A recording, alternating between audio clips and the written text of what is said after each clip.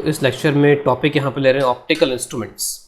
तो optical instruments में सबसे पहले यहाँ पे हम ले रहे हैं ह्यूमन आई को, जो कि हम सबको पता है कि ये सबसे बड़ा ऑप्टिकल इंस्ट्रूमेंट है जिसको हम अपने डेली लाइफ में यूज़ करते हैं।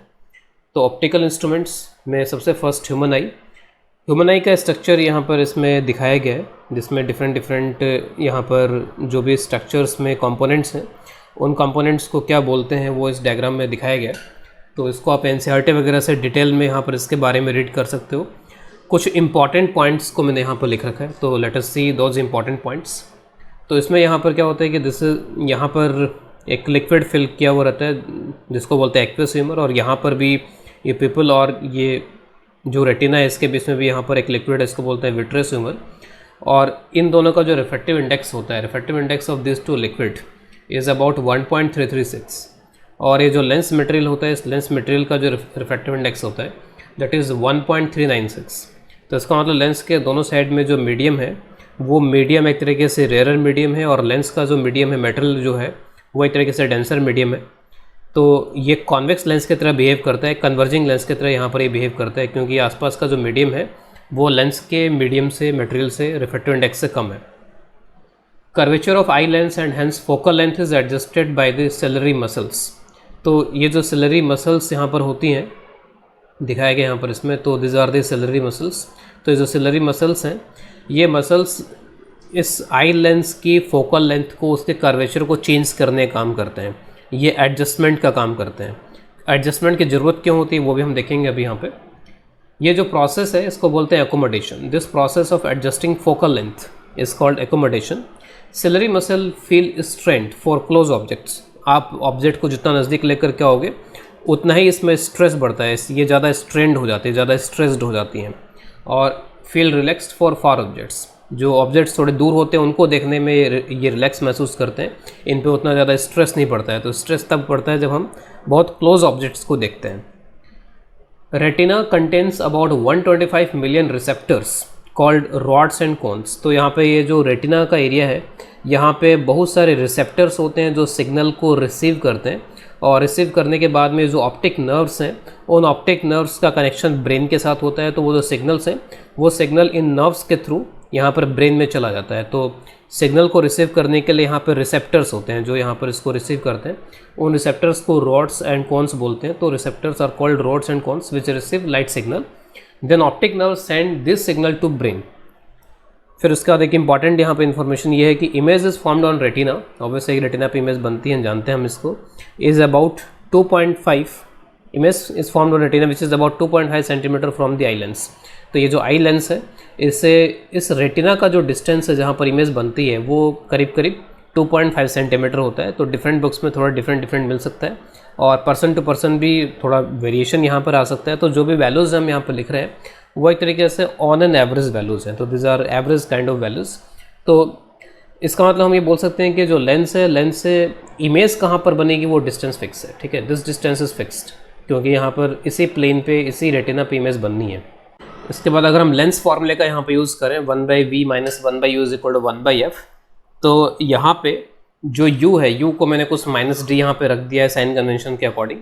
तो d एक तरीके से ऑब्जेक्ट का यहाँ पे डिस्टेंस हो जाएगा, और v यहाँ पे फिक्स है। जैसे अभी हमने बात करी कि लेंस और रेटिना जहाँ पर इमेज बनती है वो डिस्टेंस फिक्स है। तो एक तरीके से लेंस से जो इमेज डिस्टेंस है वो ऑलमोस्ट फिक्स्ड है, और वो कितना है, अराउंड 2.5 सेंटीमीटर। तो आप यहाँ पर अब इस फॉर्मूले को देखो, जैसे मैंने साइन कन्वेंशन के अकॉर्डिंगली u को नेगेटिव रखा तो ये पॉजिटिव हो गया।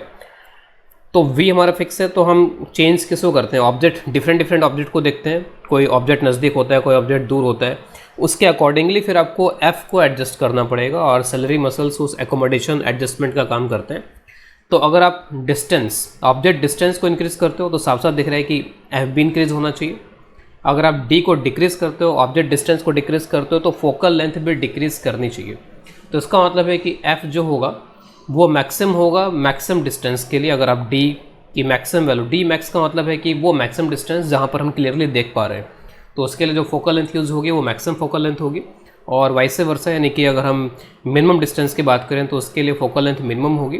तो एक मिनिमम डिस्टेंस से कम डिस्टेंस पे हम नहीं देख पाएंगे, और एक मैक्सिमम डिस्टेंस से उससे ज़्यादा डिस्टेंस पे हम नहीं देख पाते। एक रेंज के अंदर यहाँ पे जो इमेज है वो क्लियरली रेटिना पे बनती है, अदरवाइज इमेज क्लियरली रेटिना पे नहीं बनेगी और ब्लर्ड इमेज हमें दिखाई देगी, क्लियर इमेज नहीं दिखाई देगी। तो दो इंपॉर्टेंट पॉइंट्स यहाँ पे बोले मैंने, एक तो वो पॉइंट जो सबसे नज़दीक का है और वहाँ तक हम देख सकते हैं, उससे कम डिस्टेंस करेंगे तो दिक्कत होगी, और एक फार पॉइंट जो सबसे दूर का है उससे ज़्यादा दूर जाएंगे तो प्रॉब्लम होगी। तो दिस नियर पॉइंट या d minimum is the minimum distance where I can clearly see. It depends on person to person, obviously बात है। एवरेज वैल्यू ऑफ डी, इसको जनरली हम कैपिटल डी से रिप्रेजेंट करते हैं। It is called least distance for clear vision, least distance for clear vision. तो average value of capital d, कई बार अगर मैं क्वेश्चन में जरूरत पड़ती हो और क्वेश्चन में अगर इसकी वैल्यू ना दे रखी हो तो हमें इस एवरेज वैल्यू को लेकर के क्वेश्चन सॉल्व करने होंगे, 25 सेंटीमीटर। अब ये फिक्स नहीं है, बहुत से स्टूडेंट्स क्या करते हैं कि इसको एक फिक्स टाइप की चीज़ मान लेते हैं कि सबके लिए यही होता है, सबके लिए नहीं है, दिस इज़ एवरेज वैल्यू। जैसे छोटे बच्चों में ये डिस्टेंस 7 to 8 सेंटीमीटर भी हो सकती है, वो 7 से 8 सेंटीमीटर के डिस्टेंस पे भी बहुत आसानी से देख सकते हैं, ठीक है। लेकिन जो ओल्डर पीपल है, ओल्ड एज पीपल है, उनमें ये डिस्टेंस बढ़ जाती है, वो ज़्यादा नज़दीक नहीं देख पाते हैं, तो उनमें ये डिस्टेंस बढ़ करके 200 सेंटीमीटर तक भी जा सकती है। यानी आइज़ में अगर बहुत ज़्यादा डिफेक्ट हो जाता है उम्र के साथ साथ, तो उसमें फिर ये एक तरीके से आइज़ की कैपेसिटी कम हो जाती है। 200 सेंटीमीटर उनका नियर पॉइंट हो गया, उससे कम डिस्टेंस करेंगे तो उनको नहीं दिखाई देगा। तो near point average value 25 centimetre, लेकिन एज पे डिपेंड करेगी, पर्सन टू पर्सन डिपेंड करेगा। Far point, it is the farthest point up to which an eye can clearly see, ठीक है। For normal eye far point is at infinity. तो अगर हमें far point के बारे में पता नहीं है तो हम इन्फिनिटी मान के चलते हैं। तो एफ मिनिमम के लिए डी मिनिमम होना चाहिए, और डी को अगर आप 25 सेंटीमीटर रख लो एक एवरेज वैल्यू को अगर हम यूज़ करें यहाँ पे, तो उस एवरेज वैल्यू के अकॉर्डिंग आपकी जो फोकल लेंथ यहाँ पे आएगी, वो फोकल लेंथ यहाँ पे, ये सब मैंने रख लिया यहाँ पे, वी को रख लिया यहाँ पे 2.5 सेंटीमीटर जहाँ पे इमेज बनती है, और डी को यहाँ पर रख लिया जो मिनिमम डिस्टेंस है 25 सेंटीमीटर। तो इससे फोकल लेंथ की वैल्यू 2.27 सेंटीमीटर कुछ इस तरीके की आ जाएगी। और मैक्सिमम फोकल लेंथ कितनी होगी, जो आप डी को मैक्सिमाइज़ कर दो नॉर्मल सिचुएशन के लिए डी इन्फिनिटी, तो एफ जो होगा वो एक तरीके से वी के बराबर हो जाएगा। आप देखो डी इन्फिनिटी रखोगे तो एफ वी के बराबर होगा यहाँ पर इस इक्वेशन में। तो एफ के जो मैक्सिमम वैल्यू है वो वी की वैल्यू यानी कि 2.5 सेंटीमीटर। तो करीब करीब यहाँ पे 2 से लेकर के 2.5 सेंटीमीटर का वेरिएशन है फोकल लेंथ में, मिनिमम एंड मैक्सिमम। इसके बाद अब यहाँ पे लेते हैं डिफेक्ट्स इन विज़न। तो आइज़ में कई बार कुछ तरीके के डिफेक्ट्स क्रिएट हो जाते हैं जिसकी वजह से वो सही तरीके से इमेज का फॉर्मेशन नहीं कर पाती है और हमें चीज़ें सही तरीके से दिख नहीं पाती हैं। तो दो तीन तरीके के यहाँ पे डिफेक्ट्स हम देखेंगे, जिसमें दो मेन है यहाँ पे। फर्स्ट है नियर साइटेडनेस, जिसको मायोपिया बोलते हैं।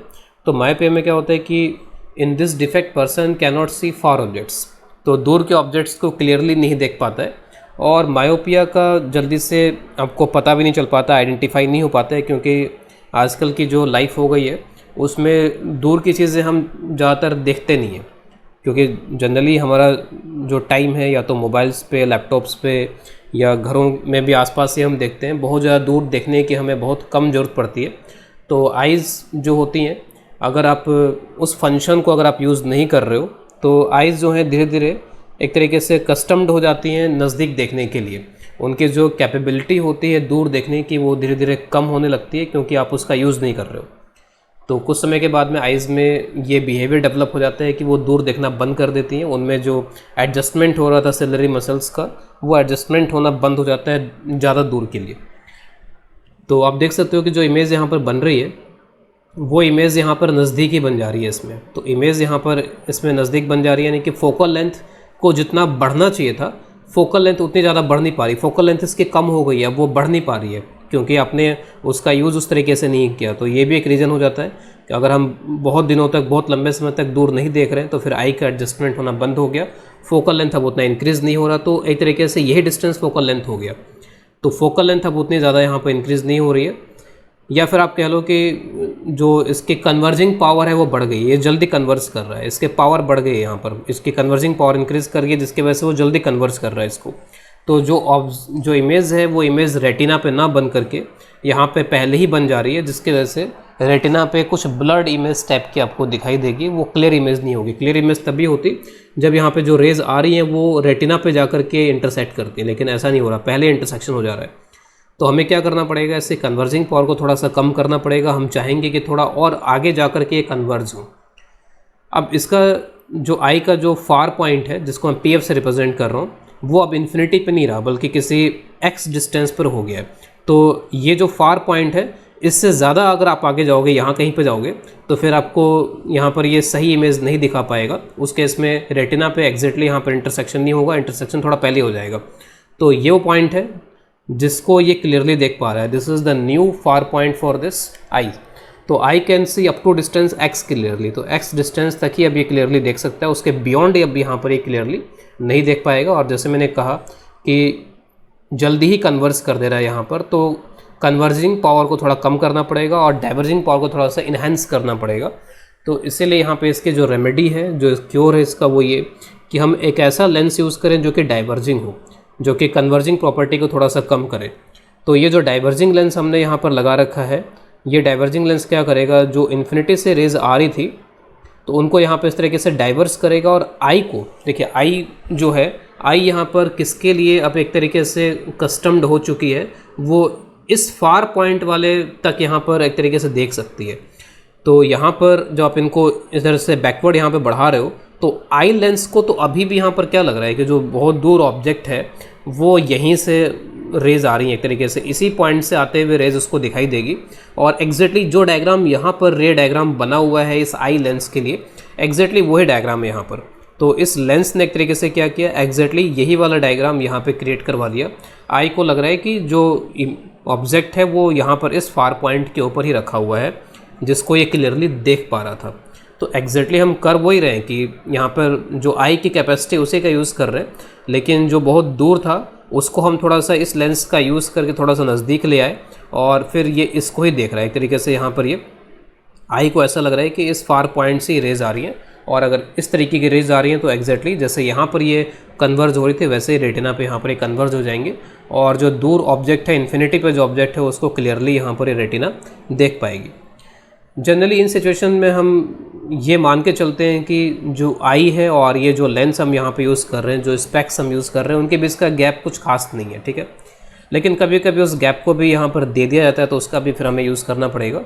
तो अगर हम उसको अकाउंट में लेते हैं तो यहाँ पर ये थोड़ा सा दूर रखा हुआ है, तो अगर लेंस यहाँ पर आप यूज़ कर रहे हो एफ फोकल लेंथ का, तो अगेन यहाँ पर इसको तो वही करना है कि जो रेज़ आ रही हैं उनको इस तरीके से डाइवर्स करना है कि जो आई है उस आई को तो वो यहाँ से आता हुआ दिखाई दे, ठीक है, इस पर्टिकुलर पॉइंट से आता हुआ दिखाई दे, और फिर इनके बीच का जो गैप होगा वो यहाँ पर x माइनस एफ वगैरह के बराबर हो जाएगा।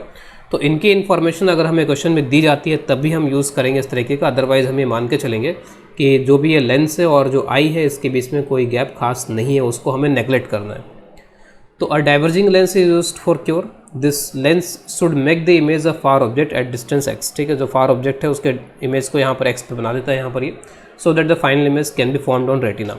जो लेंस है उसके पावर हम निकालते हैं तो 1/f कर देते हैं, और f को अगर हम मीटर में रखेंगे तो पावर डायप्टर में आ जाएगी, और फोकल लेंथ यहाँ पर इसका क्योंकि नेगेटिव होता है तो नेगेटिव पावर हमको यहाँ पर मिलेगी। तो यहाँ पर आप -1/x इस तरीके से इसको लिख सकते हो। तो हम बोलते हैं कि नेगेटिव पावर का चश्मा लग गया, नेगेटिव पावर का स्पेक्स लग गया, तो नियर साइटेडनेस मायोपिया में इस तरीके का होगा। और आजकल जो सबसे ज़्यादा प्रॉब्लम हो रही है वो मायोपिया की हो रही है, क्योंकि हम दूर देखना हमने बंद कर दिया है, हम नज़दीक चीज़ों को देखते हैं, जिसकी वजह से ये प्रॉब्लम आजकल बहुत ज़्यादा हो रही है। इसके बाद में नेक्स्ट डिफेक्ट यहाँ पे फार साइटेडनेस, दैट इज़ हाइपरोपिया। इसमें यहाँ पर ये होता है कि नज़दीक की चीज़ों को देखने में दिक्कत आनी स्टार्ट हो जाती है। तो in this defect a person can not see object close to eye. जैसे हम अगर लिस्ट जो क्लियर विजन के लिए जो लिस्ट डिस्टेंस है 25 सेंटीमीटर की अगर हम बात करें यहाँ पे, तो 25 सेंटीमीटर पे जो ऑब्जेक्ट हम यहाँ पर रख रहे हैं तो उसकी इमेज अब क्लियरली यहाँ पर नहीं बन रही बल्कि थोड़ा सा आगे चला जा रहा है। तो एक तरीके से आप बोल सकते हो कि लेंस के जो कन्वर्जिंग पावर है वो एक तरीके से यहाँ पर थोड़ी कम हो गई है, फोकल लेंथ बढ़ गई है उसकी, तो लेंस की कन्वर्जिंग पावर यहाँ पर कम हो गई है। तो आगे की तरफ जाकर के यहाँ पर ये इसको कन्वर्ज कर रहा है। अब इसके रेमेडी यहाँ पर ये है कि इसके कन्वर्जिंग पावर बढ़ाई जाए, इसका मतलब तो कन्वर्जिंग पावर बढ़ाने के लिए यहाँ पर क्या करना पड़ेगा इसमें कि जो यहाँ पर एक कन्वर्जिंग लेंस को यूज़ करना पड़ेगा। अब इसका जो नियर पॉइंट है वो नियर पॉइंट 25 सेंटीमीटर से आगे चला गया है, तो near point is now greater than 25 centimetre. यहाँ से जो रेज आ रही है उनको क्लियरली यहाँ पर ये फोकस कर पाएगा, यहाँ पर इमेज बना पाएगा।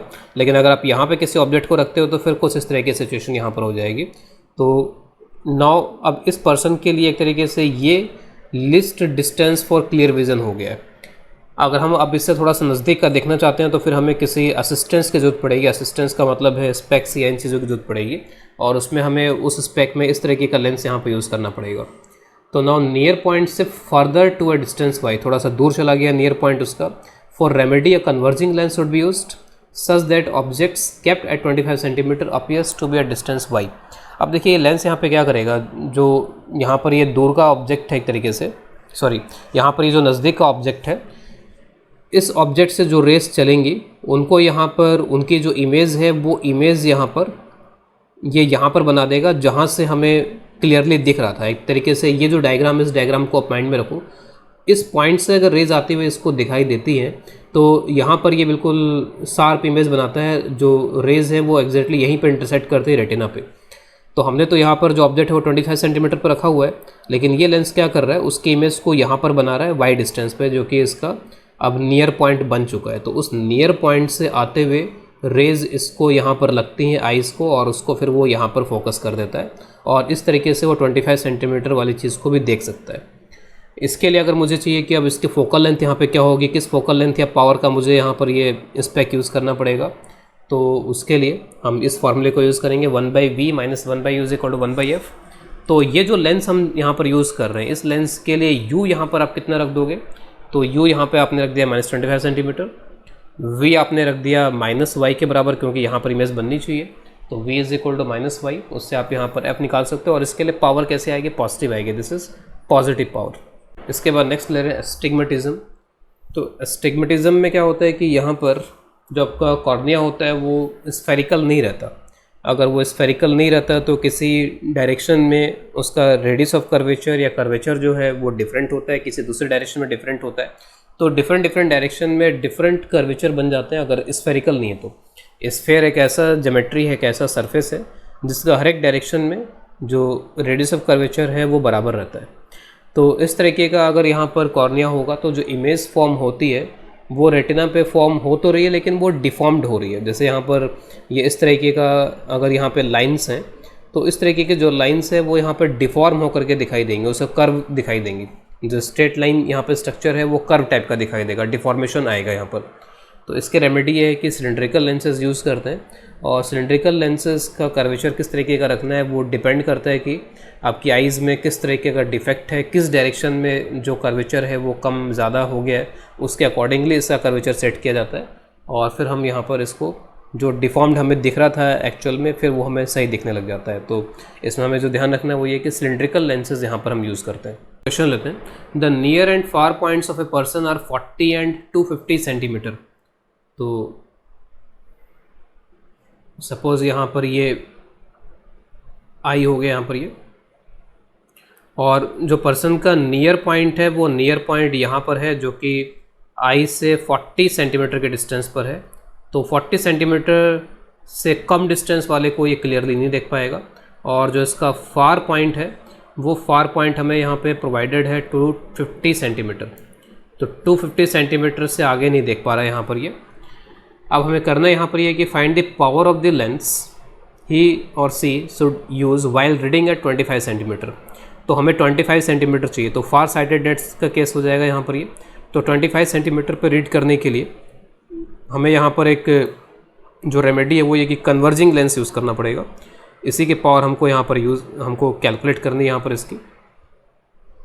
तो एक कन्वर्जिंग लेंस यूज़ कर रहे हैं, और हम चाहते हैं कि जो ऑब्जेक्ट 25 सेंटीमीटर डिस्टेंस पर है, ठीक है, 25 सेंटीमीटर डिस्टेंस पर है, वो हमें यहाँ पर दिखाई दे। तो अब यहाँ पर ये जो लेंस हमने इंट्रोड्यूस किया है, ये लेंस क्या करेगा, ये जो ऑब्जेक्ट 25 सेंटीमीटर पर है इसकी इमेज बना देगा इस नियर पॉइंट पर, और उस नियर पॉइंट से आते हुए रेज जब यहाँ पर इसको दिखाई देंगे तो उसको ये क्लियरली बना पाएगा, उसकी इमेज को ये क्लियरली बना पाएगा। तो होता है यहाँ पर ये, अभी जस्ट हमने पढ़ा भी इसको कि अगर मान लीजिए ये इसका नियर पॉइंट है, तो नियर पॉइंट से जो रेज चलेंगी उनको तो ये सही तरीके से कन्वर्ज कर पाएगा रेटिना के ऊपर, ठीक है। लेकिन अगर नियर पॉइंट से अंदर का अगर कोई पॉइंट आपने ले लिया तो फिर इसको ये यहाँ पे कन्वर्स नहीं करेगा और आगे बढ़ा देगा यहाँ पर, ये इसको ये कहीं आगे जा कर के फिर इसको कन्वर्स करवाएगा। तो नियर पॉइंट से अगर आपने अंदर कहीं पर रख दिया है तो फिर ये आगे चला गया, इसी को हमको पीछे लाना पड़ेगा। तो यहाँ पर जो बीच में हम लेंस इंट्रोड्यूस कर रहे हैं वो क्या करेगा, ये जो 25 सेंटीमीटर पर जो ऑब्जेक्ट यहाँ पर रखा हुआ है इसके इमेज को इस नियर पॉइंट पे बनवा देगा, और उसके बाद में जो आई लेंस है उसको तो लगेगा कि इस नियर पॉइंट से ही, पीएन से ही, यहाँ पर पीएन पॉइंट से ही रेज आ रही है, तो उनको वो यहाँ पे कन्वर्स कर पाएगा। तो फर्स्ट क्वेश्चन को सॉल्व करने के लिए हम इस ऑब्वियसली के इस फार्मूले को यूज़ करेंगे, 1/v minus 1/u is equal to 1/f। We will use this formula. यहाँ पर जो u है वो u यहाँ पर क्या हो जाएगा, इसके लिए 25 सेंटीमीटर, जो कि -25 सेंटीमीटर हमको यहाँ पर रखना पड़ेगा u को। इसमें u इज़ -25 सेंटीमीटर। इस लेंस को डायग्राम में भले थोड़ा मैं दूर दिखा रहा हूँ यहाँ पर, ठीक है, लेकिन ये जो लेंस है ये लेंस ऑलमोस्ट आई के साथ चिपका हुआ है। तो जो आई से डिस्टेंस है ऑब्जेक्ट का, वही डिस्टेंस यहाँ पर इस लेंस से भी इस ऑब्जेक्ट का हो जाएगा 25 सेंटीमीटर। फिर उसके बाद जो v है वो v एक तरीके से इस pn के बराबर होगा, जो कि -40 सेंटीमीटर यहाँ पर। तो इनको आप यहाँ पर रख दोगे, उससे जो आप f निकालोगे तो f यहाँ पे 200/3 सेंटीमीटर आ जाएगा। तो जो फोकल लेंथ है वो फोकल लेंथ यहाँ पे 200/3 सेंटीमीटर कुछ इस तरीके की आ जाएगी। ये तो फोकल लेंथ हुआ। अगर हमको पावर निकालना है तो पावर इज इक्वल टू, इसको आप मीटर में कन्वर्ट कर लो तो 2/3 मीटर, क्योंकि पावर को डायप्टर में रिप्रेजेंट करते हैं। तो यहाँ पर ये 1/f, ये 3/2 यानी कि प्लस 1.5 सेंटीमीटर ये पावर होगी, सॉरी प्लस 1.5 डायप्टर। तो 1.5 डायप्टर प्लस के साथ ये पावर हुई। ये हो गया फर्स्ट पार्ट इसका। फिर उसका second part, with this lens on I what maximum distance is clearly visible. अब इस लेंस को ये यूज़ अगर करे तो किस डिस्टेंस को ये क्लियरली देख सकता है, ठीक है, तो किस डिस्टेंस को ये क्लियरली देख सकता है। अब थोड़ा सा इसमें हमें एनालिसिस देखना पड़ेगा। जैसे आप ऑब्जेक्ट को 25 सेंटीमीटर पर रख रहे थे तो क्लियरली दिख रहा था, क्योंकि इस 25 सेंटीमीटर पे रखे हुए की इमेज ये कहाँ पर बना रहा था, यहाँ पर बना रहा था, और जो रेज है वो यहाँ पर आते हुए इसको दिख रही थी, ठीक है। अब देखिए ये जो आई है, ये आई अगर ये बीच में लेंस नहीं होता तो ये आई किस रेंज में देख सकता है, तो ये नियर पॉइंट हो गया और ये फार पॉइंट हो गया। इनके बीच में कहीं पर भी अगर मैं ऑब्जेक्ट को रखूँगा तो ये आई बड़े आराम से उसको देख पाएगा, ठीक है। तो अगर मान लीजिए यहाँ पर ये नहीं होता तो इन दोनों पॉइंट्स के बीच में, पीएन और पीएफ के बीच में अगर मैं कहीं पर भी किसी ऑब्जेक्ट को रखता तो इस आई लेंस पे जब ये रेज आती तो उसकी इमेज यहाँ पर ये बिल्कुल रेटिना पे बना देता बड़े आराम से, इसको कहीं कोई दिक्कत नहीं होती। तो पीएन और पीएफ के बीच में ये आराम से यहाँ पर रेटिना पे इमेज बना पाएगा। अब आप देखो यहाँ पर अगर आप ऑब्जेक्ट डिस्टेंस को बढ़ाओगे तो आपने ऑब्जेक्ट डिस्टेंस बढ़ाया, अगर आप ऑब्जेक्ट डिस्टेंस यहाँ पर बढ़ाओगे तो उससे यहाँ पर क्या होगा कि ऑब्जेक्ट डिस्टेंस बढ़ाओगे तो उसके साथ साथ ये जो इमेज बना रहा है उसकी डिस्टेंस भी बढ़ेगी यहाँ पर। तो अभी तो आप 25 सेंटीमीटर पे कर रहे थे, तो 25 सेंटीमीटर पे अगर आपने ऑब्जेक्ट को रखा हुआ था तो हमने फोकल लेंथ ऐसा कैलकुलेट किया है कि ये इमेज कहाँ बना रहा था 40 सेंटीमीटर पे, और अगर यहाँ से रेज आ रही थी तो आई पे सही तरीके से फोकस हो रही थी। ऑब्जेक्ट को बढ़ाया, जो ये इमेज बनाएगा वो इधर की तरफ बढ़ेगी यहाँ पर इसमें, तो इमेज फिर इधर बनने लगेगी, और जब इमेज यहाँ कहीं पर बनेगी तो अगर रेज यहाँ से आते हुए आई को अगर लगेंगे तो उसकी भी इमेज यहाँ पर सही तरीके से बना देगा यहाँ पर। और ऑब्जेक्ट को अगर आप बढ़ाओ तो ये यहाँ तक जो इमेज ये बना रहा है वो यहाँ तक चली जाएगी। तो क्रिटिकल केस यहाँ पर क्या होगा कि आप ऑब्जेक्ट की डिस्टेंस इतनी कर दो जिससे कि ये जो इमेज बना रहा है वो यहाँ से आते हुए आई को लगे। अब उससे ज़्यादा अगर आप इसकी डिस्टेंस बढ़ाओगे तो फिर ये जो इमेज बनाएगा वो इससे बाहर चला जाएगा, यहाँ कहीं चला जाएगा, और यहाँ से जब रेज यहाँ पर पहुँचेंगी फिर उनको ये सही तरीके से फोकस नहीं कर पाएगा। तो इस क्वेश्चन को सॉल्व करने के लिए हमें यहाँ पर अब ये देखना पड़ेगा, यानी जो क्रिटिकल केस है वो यहाँ पर ये देखना पड़ेगा। अगेन हमें यहाँ पर इसका यूज़ करना है 1/, सेकेंड पार्ट के लिए 1/v minus 1/u is equal to 1/f।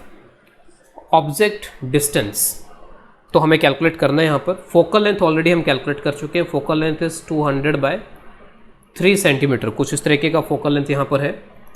जो ये इमेज बनाएगा v, वो v डिस्टेंस यहाँ पर मैक्सिमम कितना हो सकता है, तो that is maximum 250 centimetre, minus के साथ होगा क्योंकि इमेज इधर ही बन रही है यहाँ पर इसमें। अब हमें यहाँ पर u कैलकुलेट कर लेना है यहाँ से इसमें।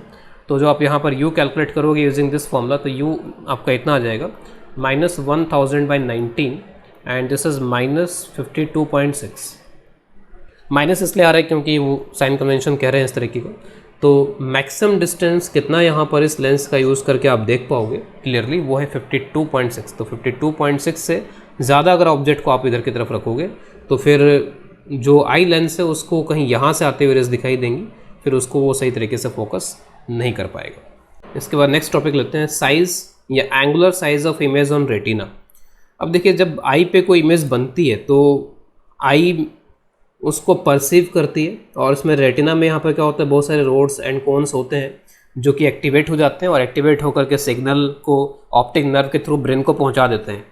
अब यहाँ पर मैंने इस डायग्राम में दिखा रखा है कि अगर मैं डिफरेंट हाइट के ऑब्जेक्ट्स लूँ, एक मैंने कम हाइट का लिया S3, थोड़ा ज़्यादा हाइट का लिया S2, थोड़ा ज़्यादा हाइट का लिया H1 यहाँ पर हाइट का, तो ये जो यहाँ पर ऑब्जेक्ट्स होते हैं, उन ऑब्जेक्ट्स से अगर मेरे को बताना है कि उसकी इमेज कहाँ पर बनेगी, तो क्योंकि मेरे को पता है कि इमेज कहाँ पर बनेगी तो ठीक है, इस रेटिना पर ही बनेगी, लेकिन इस रेटिना पे कहाँ पर बनेगी, तो हम क्या करेंगे कि वहाँ से ऑप्टिकल सेंटर से होते हुए एक आप रे ड्रॉ कर दोगे, और उस रे से आप वो रे जहाँ पर भी इंटरसेक्ट कर रही है वहीं पर इमेज बन जाएगी।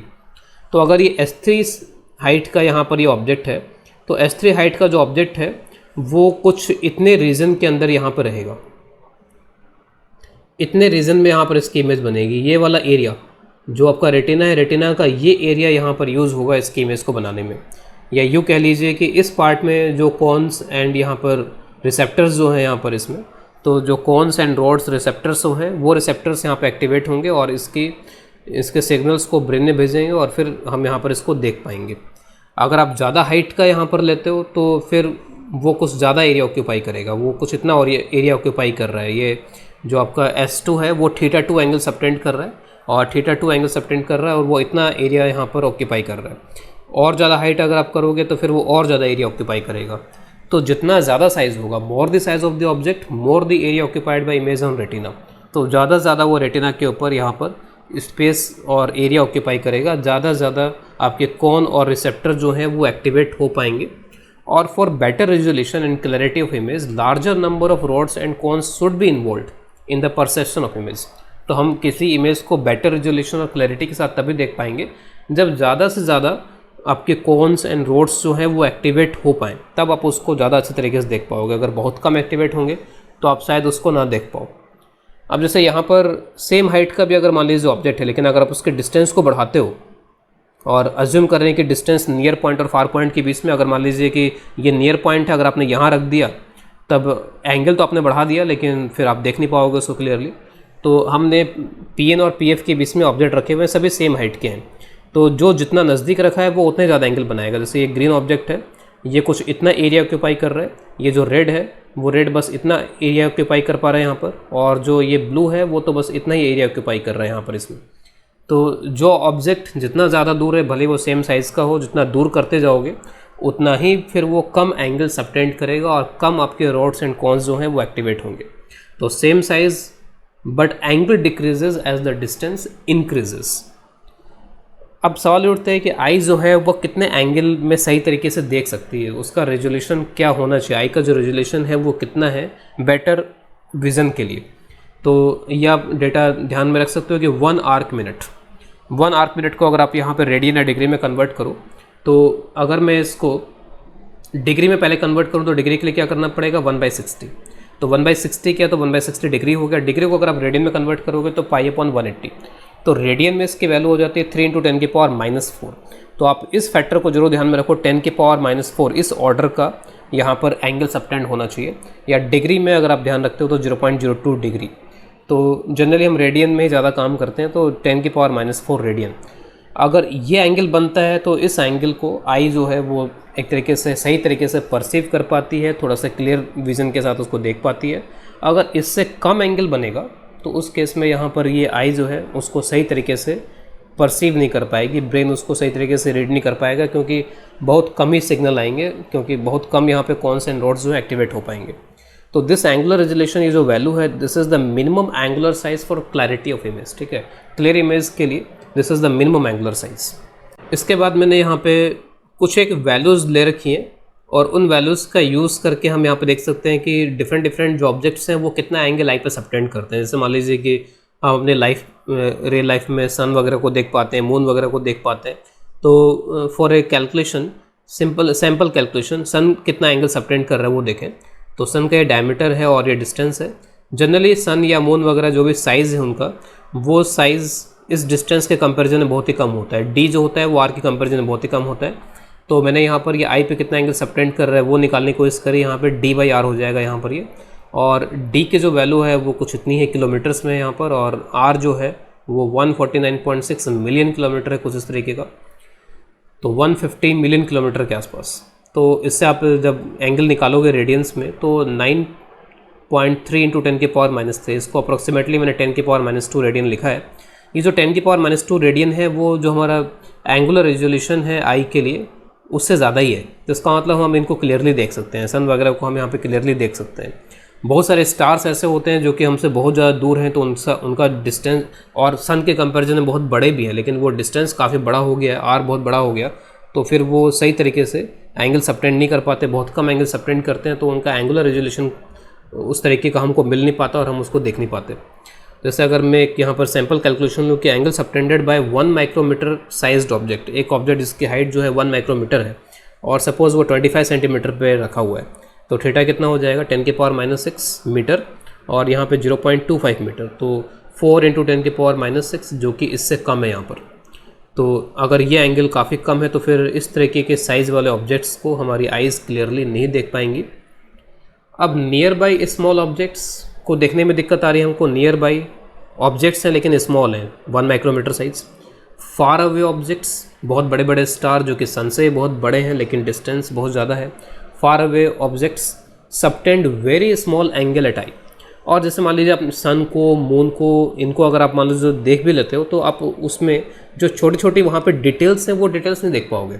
ऐसा नहीं होगा कि यहाँ बैठे बैठे मून पर क्या हो रहा है, मून पे अगर कोई आदमी पहुँच गया तो वो आदमी आपको यहाँ से दिखने लगेगा, या मून पे अगर कुछ हलचल हो रही है वो आपको यहाँ से दिखने लग जाएगी, कहाँ पर पानी है, पहाड़ है, क्या है वो दिखने लग जाएगा। तो ऐसा नहीं हो पाएगा नेकेड आई से, तो छोटी छोटी डिटेल्स आपको नहीं दिख पाएंगी, एक ओवरऑल पिक्चर आपको ज़रूर दिखाई देगी।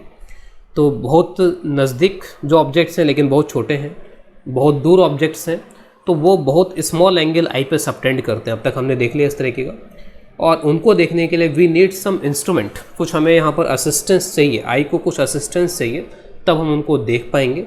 और जैसे हमने नियर बाई की बात करी तो इसके लिए हम माइक्रोस्कोप का यूज़ करते हैं, फार अवे ऑब्जेक्ट्स के लिए वी यूज़ टेलीस्कोप। तो इसके बाद हमें आगे पढ़ना है कि जो माइक्रोस्कोप हैं, टेलीस्कोप हैं, वो किस तरीके से हमें इनको देखने में मदद करते हैं। बेसिकली ये इंस्ट्रूमेंट्स करते क्या हैं, this instruments increase the angle. सारा जो खेल है वो एंगल का है। अगर एंगल उसी ऑब्जेक्ट से आने वाला एंगल अगर बढ़ गया तो फिर आईज उसको सही तरीके से देख पाएंगी। तो this instruments increase the angle subtended by this objects at eye पे ये एंगल को इंक्रीज कर देते हैं, जिससे कि हम उसको थोड़ा और क्लियर तरीके से देख पाएँ। उसके बाद नेक्स्ट ले रहे हैं यहाँ पे सिंपल माइक्रोस्कोप, जिसको मैग्नीफाइंग ग्लास से बोलते हैं। तो आई पे जो एंगल बनता है उस एंगल को इंक्रीज़ करने के लिए, और आपको पता है कि माइक्रोस्कोप का यूज़ जो हम करते हैं नज़दीक में किसी चीज़ को देखने के लिए करते हैं। तो यहाँ पर पहले तो ये कैलकुलेशन की गई है कि आई पे जो मैक्सिमम से मैक्सिमम एंगल सबटेंड हो सकता है वो कितना हो सकता है। तो मैक्सिमम से मैक्सिमम एंगल सबटेंड करने के लिए मिनिमम से मिनिमम ये डिस्टेंस होना चाहिए, जो कि list distance for clear vision है, कैपिटल डी से इसको रिप्रेजेंट करते हैं। अगर इसकी वैल्यू नहीं दी गई तो हम 25 सेंटीमीटर लेते हैं। तो theta naught is the maximum possible angle for clear vision, ठीक है, this is the maximum possible angle. और अगर हाइट ऑब्जेक्ट की कम है, साइज़ कम है, तो फिर वो हमें सही से दिखाई नहीं देगा, भले हम उसको डी पे रखें। अगर हम उसको डी से कम डिस्टेंस पर रखेंगे तो एंगल जरूर इंक्रीज़ हो जाएगा, लेकिन फिर इमेज वैसे नहीं बनेगी अगर हम डी से कम डिस्टेंस पर रखते हैं। तो हमें किसी और तरीके से इस एंगल को बढ़ाना पड़ेगा। इस ऑब्जेक्ट को नज़दीक ला करके आप इस एंगल को बढ़ाओगे तो कोई फ़ायदा नहीं होगा। तो उसके लिए हम इसका यूज़ करते हैं, और इसमें एक कन्वर्जिंग या कॉन्वेक्स लेंस यहाँ पे यूज़ किया जाता है, जैसे डायग्राम में दिखाया गया है। और दो सिचुएशंस के लिए हम यहाँ पे कैलकुलेशन करेंगे कि फाइनल इमेज को हम कहाँ पर बनवाते हैं, फार पॉइंट पे बनवाते हैं या फिर नियर पॉइंट पे बनवाते हैं। तो फर्स्ट सिचुएशन में यहाँ पे ले रहा हूँ कि इमेज हम इन्फिनिटी पे बनवा रहे हैं यहाँ पर, जिसमें आइज़ जो हैं रिलैक्स रहेंगी, इसको हम बोलते हैं नॉर्मल एडजस्टमेंट। तो यहाँ पर जो ऑब्जेक्ट है वो फोकस पे रखा हुआ है, और उसके बाद उसके जो इमेज बनेगी वो इमेज इन्फिनिटी बनेगी। इन्फिनिटी से आते हुए जो रेज़ हैं वो रेज़ आइज़ में इस तरीके से यहाँ पे जा रही हैं। अब ये जो भी यहाँ पे रेज़ हैं वो रेज़ आई पे कितना एंगल सबटेंड कर रही है थीटा, और थीटा यहाँ पर ये हाइट h और ये f फोकल लेंथ उसके बराबर हो जाएगा। तो यहाँ पर जो इमेज है या जो ऑब्जेक्ट है दोनों का एंगल यहाँ पर थीटा हो जा रहा है। तो this is the angle subtended at the eye by the image, theta is equal to h by f. और एक्चुअल में कितना थीटा पहले बन रहा था बिना किसी असिस्टेंस के, बिना किसी माइक्रोस्कोप या मैग्नीफाइंग ग्लास के, वो थीटा यहाँ पर था h बाय डी के बराबर। तो ये था h बाई डी और ये है h बाई एफ, दोनों को आप डिवाइड कर लो तो उससे एंगुलर मैग्निफिकेशन आता है। तो theta by theta naught, this is the angular magnification, और डिवाइड करके डी बाई एफ के बराबर हो जाएगा। तो यहाँ से ये इमेज मैग्नीफाई हो जाएगी, आपका जो एंगल है वो एंगल बढ़ जाएगा। अब कितने अमाउंट से बढ़ेगा, तो वो है D by F. Capital D की वैल्यू अराउंड 25 सेंटीमीटर रहती है और एफ़ की जो वैल्यू होती है वो 3 से 4 सेंटीमीटर के बीच में रहती है।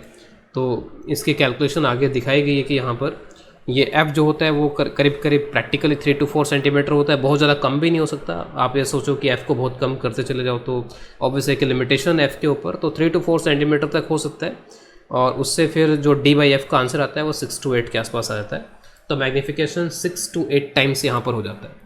सेकेंड केस यहाँ पर ले रहे हैं कि अगर आप ऑब्जेक्ट को थोड़ा सा और नज़दीक लेकर के जाओ तो ये पोल और फोकस के बीच में हो जाएगा, और पोल और फोकस के बीच में होगा तो फिर उसकी मैग्नीफाइड वर्चुअल इमेज इस तरीके से यहाँ पर बन जाती है। तो this is magnified virtual image. अब इस केस में यहाँ पर जो थीटा बनेगा वो थीटा यहाँ पर, क्योंकि फोकस के थोड़ा सा अंदर यहाँ पर आ गया तो ये डिस्टेंस इसको मैं यू नॉट से रिप्रेजेंट कर रहा हूँ। तो theta is equal to h by u not. तो हमें ये थीटा कैलकुलेट करना है, h बाई यू नॉट है लेकिन जो और टर्म्स हैं उनमें कैलकुलेट करना है इसको। और इमेज हमारी बन रही है यहाँ से कैपिटल डी डिस्टेंस, जो कि list distance for clear vision है यहाँ पर इसमें। तो मैं इसका यूज़ करता हूँ 1 by v minus 1 by is equal to 1 by f. V को आप यहाँ पे यूज़ करोगे माइनस डी पर इमेज बन रही है, यू को आप यहाँ पे यूज़ करो सम माइनस यू नॉट वगैरह, और इसमें रख दिया यहाँ पर 1 बाई यू नॉट इसके बराबर आ गया। हमको चाहिए h बाई यू नॉट, तो मैंने h से मल्टीप्लाई कर दिया दोनों साइड में, तो h से मल्टीप्लाई कर दिया तो h by u not. D common ले लिया, 1 बाई डी कॉमन ले लिया, तो 1 बाई डी कॉमन ले लिया तो यहाँ पर तो ये 1 हो गया, यहाँ पे डी बाई एफ हो जाएगा, तो h बाई डी। अब ये जो h बाई यू नॉट है वो तो आपका यहाँ पर थीटा है, दिस इज थीटा, और जो h बाई डी है वो थीटा नॉट है, तो h by d is theta not. तो थीटा बाई थीटा नॉट की value 1 plus d by f आ जाएगी। तो आप देख सकते हो कि ये वाला जो नॉर्मल एडजस्टमेंट है जहाँ पे फार पॉइंट पे आप इमेज बनवा रहे हो और यहाँ पे नियर पॉइंट पे इमेज बनवा रहे हो, तो फ़र्क जो पड़ रहा है वो 1 का फ़र्क पड़ रहा है। यहाँ पे डी बाई एफ और यहाँ पे 1 प्लस डी बाई एफ आ रहा है यहाँ पर, तो कोई बहुत ज़्यादा फ़र्क नहीं पड़ रहा है। तो ज़्यादा अच्छा ये रहेगा कि हम आइज़ को रिलैक्स रखें और रिलैक्स रख करके इस मैग्नीफिकेशन के हिसाब से चीज़ों को देखें यहाँ पर। तो दोनों फार्मूलेज भी आपको याद रखने होंगे और किस तरीके से डराइव किए गए हैं, क्योंकि कई बार क्वेश्चंस जो होते हैं वो डायरेक्ट फार्मूले बेस्ड नहीं होते, हमें पता होना चाहिए कैलकुलेशंस किस तरीके से कर रहे हैं हम यहाँ पे। तो इस केस में जो फॉर्मूला आ रहा है वो है डी बाई एफ, इस केस में जो फॉर्मूला आ रहा है वो है 1 प्लस डी बाई एफ। तो सिंपल माइक्रोस्कोप के बाद में अब नेक्स्ट यहाँ पर लेते हैं कंपाउंड माइक्रोस्कोप। तो सिंपल माइक्रोस्कोप से बहुत ज़्यादा मैग्नीफिकेशन नहीं मिल पाता है ज़रूरत के हिसाब से, तो इसके लिए फिर कंपाउंड माइक्रोस्कोप का यूज़ करते हैं जिसमें हमें ज़्यादा मैग्नीफिकेशन मिलता है। अब इसमें 2 लेंसेज यूज़ किए जाते हैं, एक होता है ऑब्जेक्ट के नज़दीक जिसको बोलते हैं ऑब्जेक्टिव, और दूसरा होता है आई के नज़दीक जिसको बोलते हैं आई पीस। अब इसमें 2 केसेस डिस्कस करेंगे, जैसे हमने सिंपल माइक्रोस्कोप के लिए भी लिया कि फाइनल इमेज या तो हम इन्फिनिटी पे देखेंगे या फिर नियर पॉइंट पे। तो 2 एक्सट्रीम केसेस को हम यहाँ पे डिस्कस कर रहे हैं। तो सबसे पहला केस मैं यहाँ पे ले रहा हूँ final image at the near point. Final image near point पे यानी कि इस आई पीस से कैपिटल डी डिस्टेंस पर अगर बनती हो तो उसके लिए। तो जो 2 कॉन्वेक्स लेंस यहाँ पे यूज़ किए जा रहे हैं उसमें जो ऑब्जेक्टिव है उसकी फोकल लेंथ कम होती है और जो आई पीस होती है उसकी फोकल लेंथ ज़्यादा होती है, और इनके फोकल लेंथ का रेंज कुछ ये रहता है, ऑब्जेक्टिव का 1 से 1.5 सेंटीमीटर और जो यहाँ पर आई पीस उसका 1.5 से 2 सेंटीमीटर, कुछ इस तरीके का रेंज रहता है। इसमें एक टर्म होती है ट्यूब लेंथ। ट्यूब लेंथ यहाँ पे कुछ इस तरह से डिफाइन होती है optically, it is distance between second focal point, यानी ये जो ऑब्जेक्टिव है इसका एक फोकस यहाँ पर है और दूसरा फोकस यहाँ पर है, तो सेकेंड फोकस ये वाला है। तो it is the distance between second focal point of objective and first focal point of eye piece. तो आई पीस का फर्स्ट फोकस यहाँ पर ये है, इन दोनों के बीच में ये जो गैप है, this gap is called the tube length, and this tube length is approximately 15 to 20 centimetre, कुछ इस तरीके की रेंज का यहाँ पे ट्यूब लेंथ होता है। अब अगेन हमें वही एंगुलर मैग्नीफिकेशन कैलकुलेट करना है और किससे कंपेयर करते हुए एंगुलर मैग्नीफिकेशन निकालना है, जो थीटा नॉट होता है जो कि h बाई डी होता है, जो हमने प्रीवियसली भी देखा था। तो यहाँ पर आई पे फाइनली जो एंगल बन रहा है, यहाँ पर ये जो इमेज बन रहा है उसका जो एंगल बन रहा है वो है थीटा डैश। थीटा डैश, अब जैसे यहाँ पर आपने ये ऑब्जेक्ट रखा हुआ है, ऑब्जेक्ट को आपने फोकस से थोड़ा सा दूर रखा हुआ है, जो इसका फोकस है उससे थोड़ा दूर रखा हुआ है, जैसे कि इसकी एक रियल इन्वर्टेड इमेज यहाँ पर बन गई एस डैश। एस डैश जो है वो इसके लिए ऑब्जेक्ट का काम करता है, और फिर उसकी जो इमेज बनती है वो यहाँ पर ये है, और ये अभी हम नियर पॉइंट पे बनवा रहे हैं जो कि यहाँ से कैपिटल डी डिस्टेंस पर है। तो अल्टीमेटली जो एंगल बन रहा है आई के लिए वो है थीटा डैश। तो थीटा डैश की जो वैल्यू है वो आप देख लो यहाँ पर s dash divided by this u ही हो जाएगा। तो यू यहाँ पर एक तरीके से रिप्रेजेंट कर रहा है इसमें इस आई पीस से ऑब्जेक्ट के डिस्टेंस को। मैं यहाँ पर सिर्फ मैग्नीट्यूड्स रख रहा हूँ, इसमें कोई साइन वगैरह नहीं ले रहा हूँ, जस्ट मैं मैग्नीट्यूड वाइज ही कैलकुलेट कर रहा हूँ इनको। तो this theta dash this is equal to s dash by u. यहाँ पर अब मुझे अल्टीमेटली ये एस डैश बाई यू ही कैलकुलेट करना पड़ेगा थीटा डैश निकालने के लिए। तो फार्मूला यहाँ पर आई पीस के लिए हम लोग यूज़ कर लेंगे lens formula 1/v minus 1/u is equal to 1/f।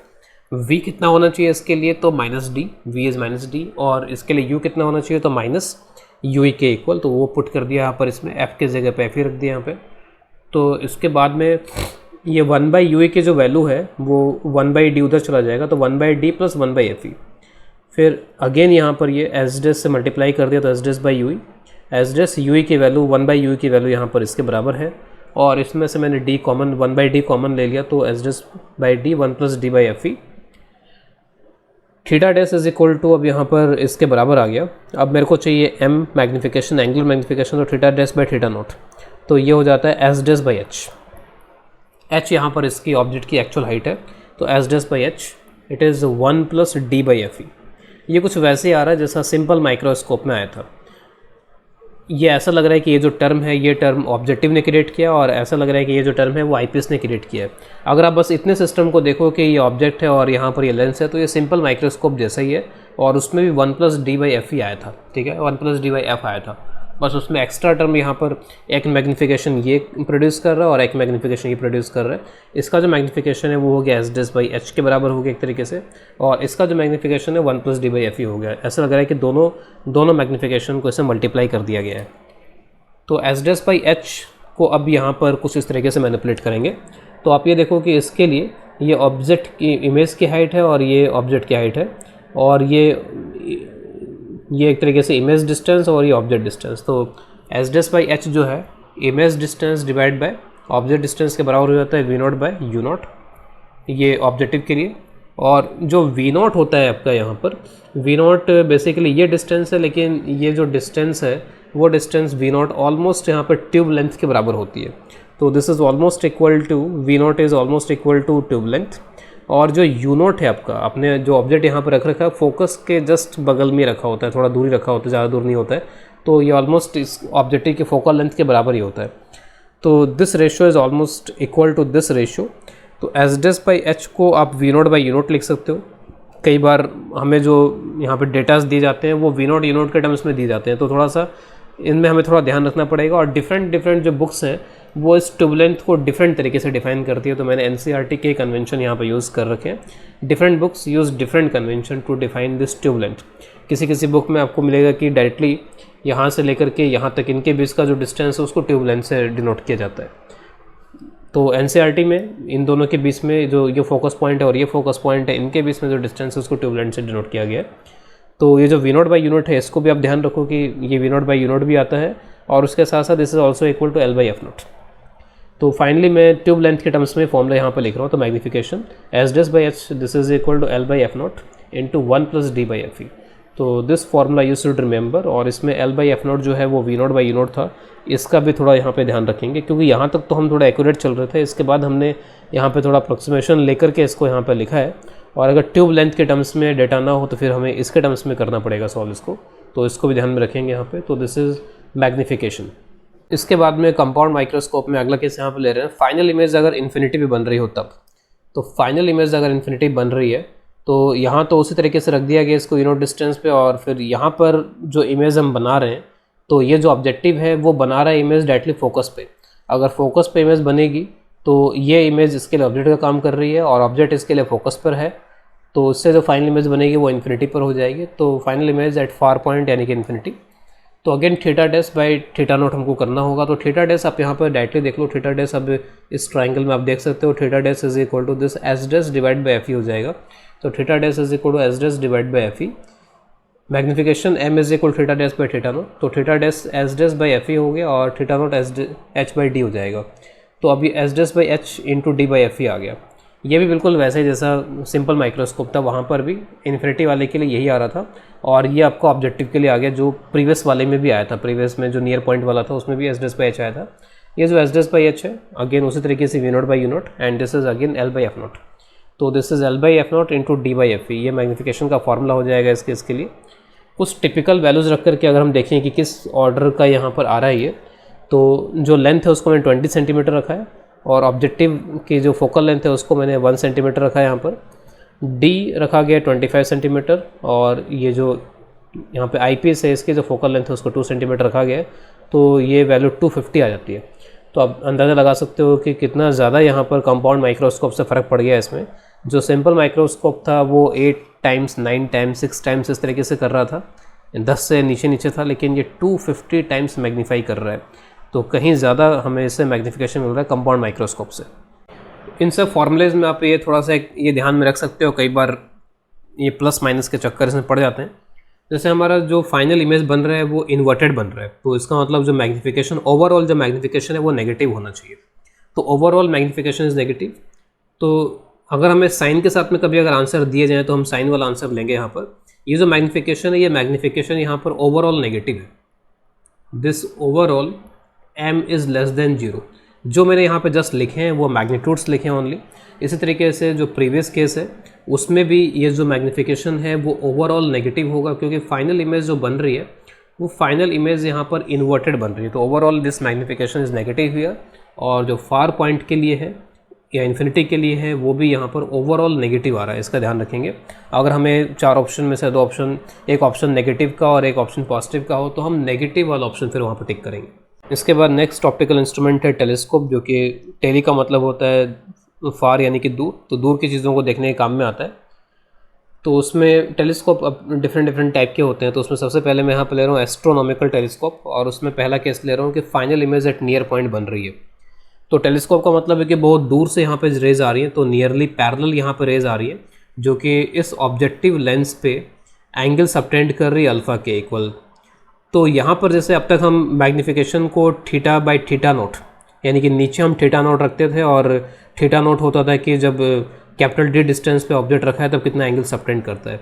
लेकिन यहाँ पे अब उस चीज़ का स्कोप नहीं है कि आप उसको सन है, मून है, तो उसको आप कैपिटल डी डिस्टेंस पे लाके नहीं रख सकते और उसका एंगल नहीं देख सकते फिर आप वहाँ पे।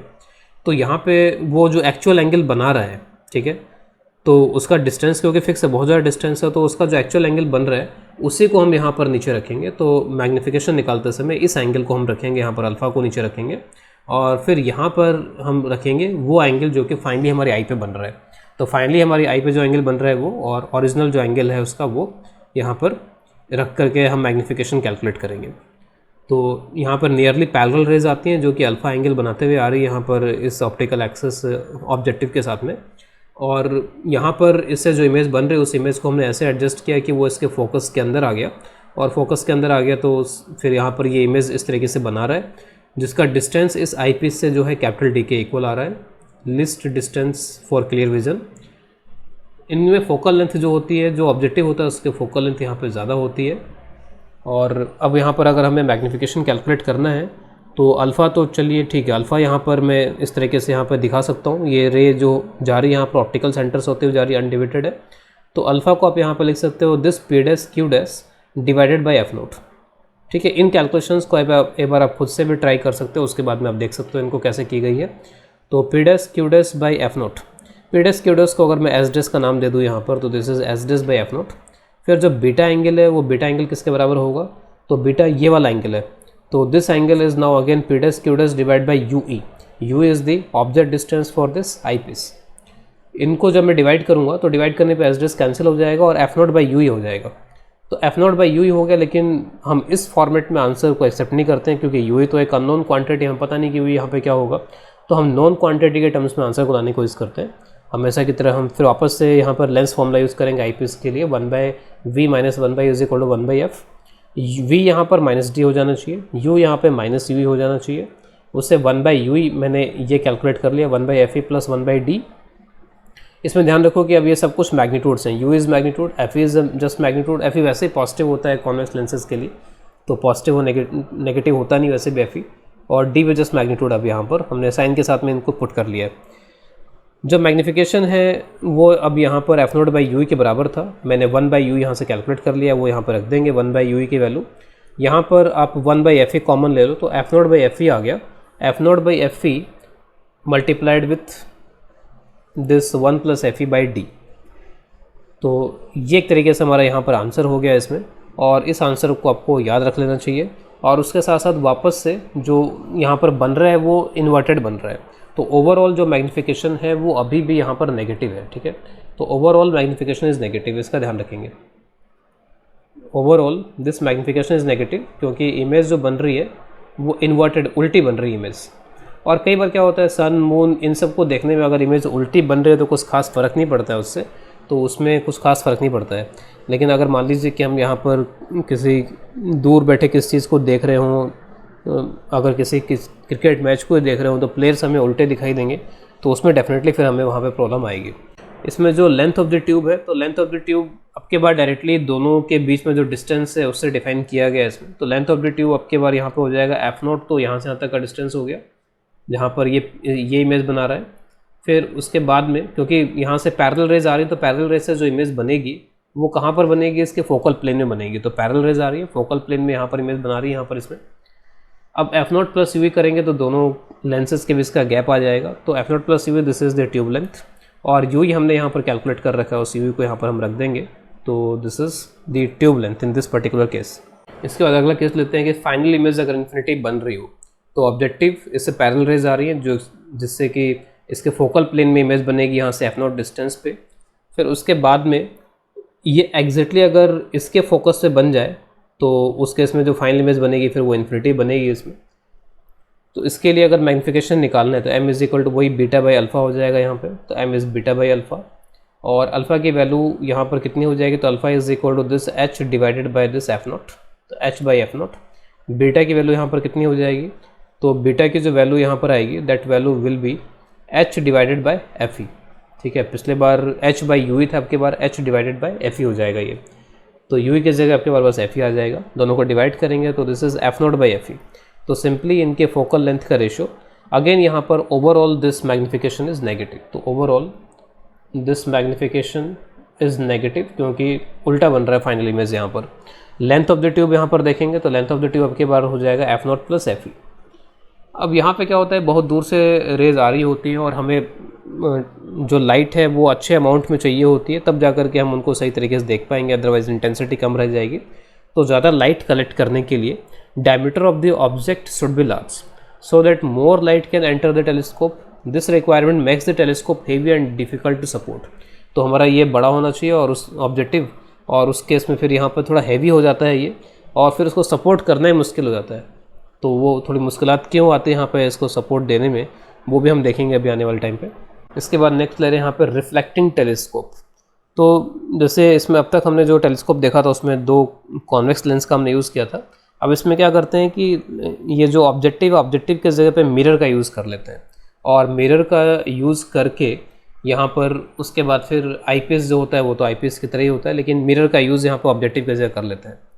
इसके बेनिफिट्स कुछ हो जाते हैं यहाँ पे। क्या बेनिफिट्स होते हैं मिरर को यूज़ करने के, तो बेनिफिट ये होता है कि नो क्रोमेटिक एबरेशन। जैसे लेंसेज में तो क्या होता है कि वेवलेंथ के हिसाब से म्यू चेंज हो जाता है और वो डिफरेंट जगह फोकस होना स्टार्ट हो जाते हैं, डिफरेंट जगह इमेज बननी स्टार्ट हो जाती है। लेकिन मिरर में ऐसा नहीं होता है, उसमें कोई वेवलेंथ वगैरह का चक्कर नहीं होता है, एंगल का चक्कर होता है सिर्फ। तो नो क्रोमेटिक एबरेशन, और उसमें भी अगर हम पैराबोलिक मिरर यूज़ कर लेते हैं तो स्फेरिकल एबरेशन भी चला जाएगा फिर वहाँ पर। Mirror can be supported at entire back surface. अब जैसे अभी हम बता रहे थे यहाँ पर कि जो ऑब्जेक्टिव लेंस है बड़ा हो जाता है, और उसको सपोर्ट देने के लिए फिर कहीं ना कहीं उसमें कुछ ना कुछ लगाना पड़ेगा, उस मिरर पे, उस लेंस पे कुछ ना कुछ लगाना पड़ेगा, और लगाएंगे तो फिर उसका कुछ पार्ट कवर हो जाएगा। तो हम सिर्फ ये सपोर्ट वाला सिस्टम कहाँ पे लगा सकते हैं, उसकी पेरिफेरी पे, उसके जो रिम, सर्कुलर जो रिम बनती है उस लेंस की, उस पर लगा सकते हैं। तो बहुत लिमिटेड जगह पे सपोर्ट लगाने का मौका मिलता है वहाँ पे, तो बहुत मुश्किल होता है उसको सपोर्ट देना, ठीक है। जो यहाँ पर आपका ये कॉन्वेक्स लेंस है कॉन्वेक्स लेंस, ये तो डायग्राम में बस ये 2 पॉइंट दिखाई दे रहे हैं, तो ये जो पेरिफेरी है, सर्कुलर पेरिफेरी होती है यहाँ पर ये, तो बस यहीं पर पेरिफेरी पे आप उसको सपोर्ट दे सकते हो, यहाँ पर सपोर्ट नहीं दे सकते, अदरवाइज ये ब्लॉक हो जाएगा। लेकिन मिरर में ऐसा है कि उसका ये जो सरफेस है, बैक सरफेस जो है इसका पूरा यहाँ पर फ्री, आप यहाँ पर सपोर्ट लगाओ अपना इसमें। तो mirror can be supported at entire back surface, but lens can be supported along its rim only. Weight of the mirror, तो मिरर का जो वेट होता है वो भी कम होता है as compare to the lens, तो अगेन यहाँ पर भी हमें फ़ायदा पहुँचता है इसमें मिरर को यूज़ करने से। इसके बाद नेक्स्ट यहाँ पर ले रहे हैं टेरेस्ट्रियल टेलीस्कोप। इससे पहले जो हमने एस्ट्रोनॉमिकल टेलीस्कोप देखा तो उसमें सबसे बड़ी प्रॉब्लम यहाँ पर यही थी कि जो इमेज बनती थी फाइनली वो इन्वर्टेड बनती थी। तो इन्वर्टेड इमेज बन रही है, तो जैसे अगर हमें सन मून इनको देखना हो तो वहाँ तो ज़्यादा प्रॉब्लम नहीं होती थी, लेकिन जैसे अगर कोई मैचेस वगैरह हम देख रहे हैं दूर से तो फिर उसमें डेफिनेटली हमें प्रॉब्लम होगी। जहाँ पर हमें उल्टा नहीं दिखना चाहिए वहाँ पर उल्टा दिखना स्टार्ट हो जाएगा। तो यहाँ पर एक अरेंजमेंट इस तरह करते हैं जिससे कि जो फाइनल इमेज है वो हमें सीधी दिखाई देती है।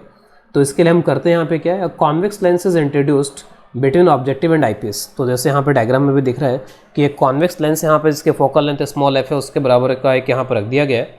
तो ये तो उसी तरीके से अपनी इमेज बना रहा है यहाँ पर अपने फोकल प्लेन में F0 डिस्टेंस पे। अब क्या कर रहे हैं कि ये जो डिस्टेंस है 2f के बराबर सेट कर रहे हैं।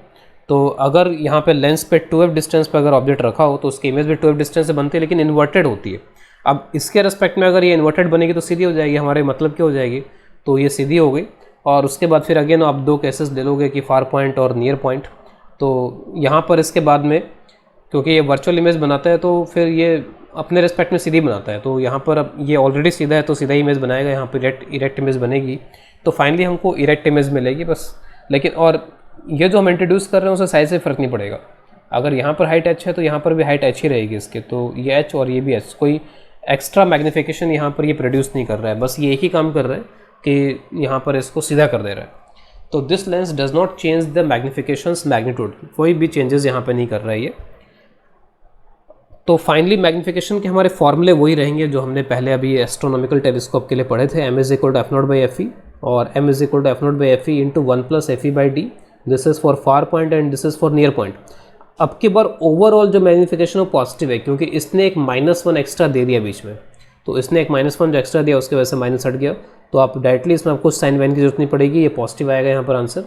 जहाँ तक ट्यूब लेंथ की बात है तो ट्यूब लेंथ बढ़ जाएगी अब की बार। जैसे फार के लिए पहले f0 + fe था, अब बीच में इसको इतना एक्स्ट्रा स्पेस चाहिए यहाँ पे, 2f इधर 2f इधर, तो 4f एक्स्ट्रा ऐड हो गया यहाँ पर। और जो नियर पॉइंट वाला एक्सप्रेशन था उसमें भी 4f यहाँ पर ऐड हो जाएगा।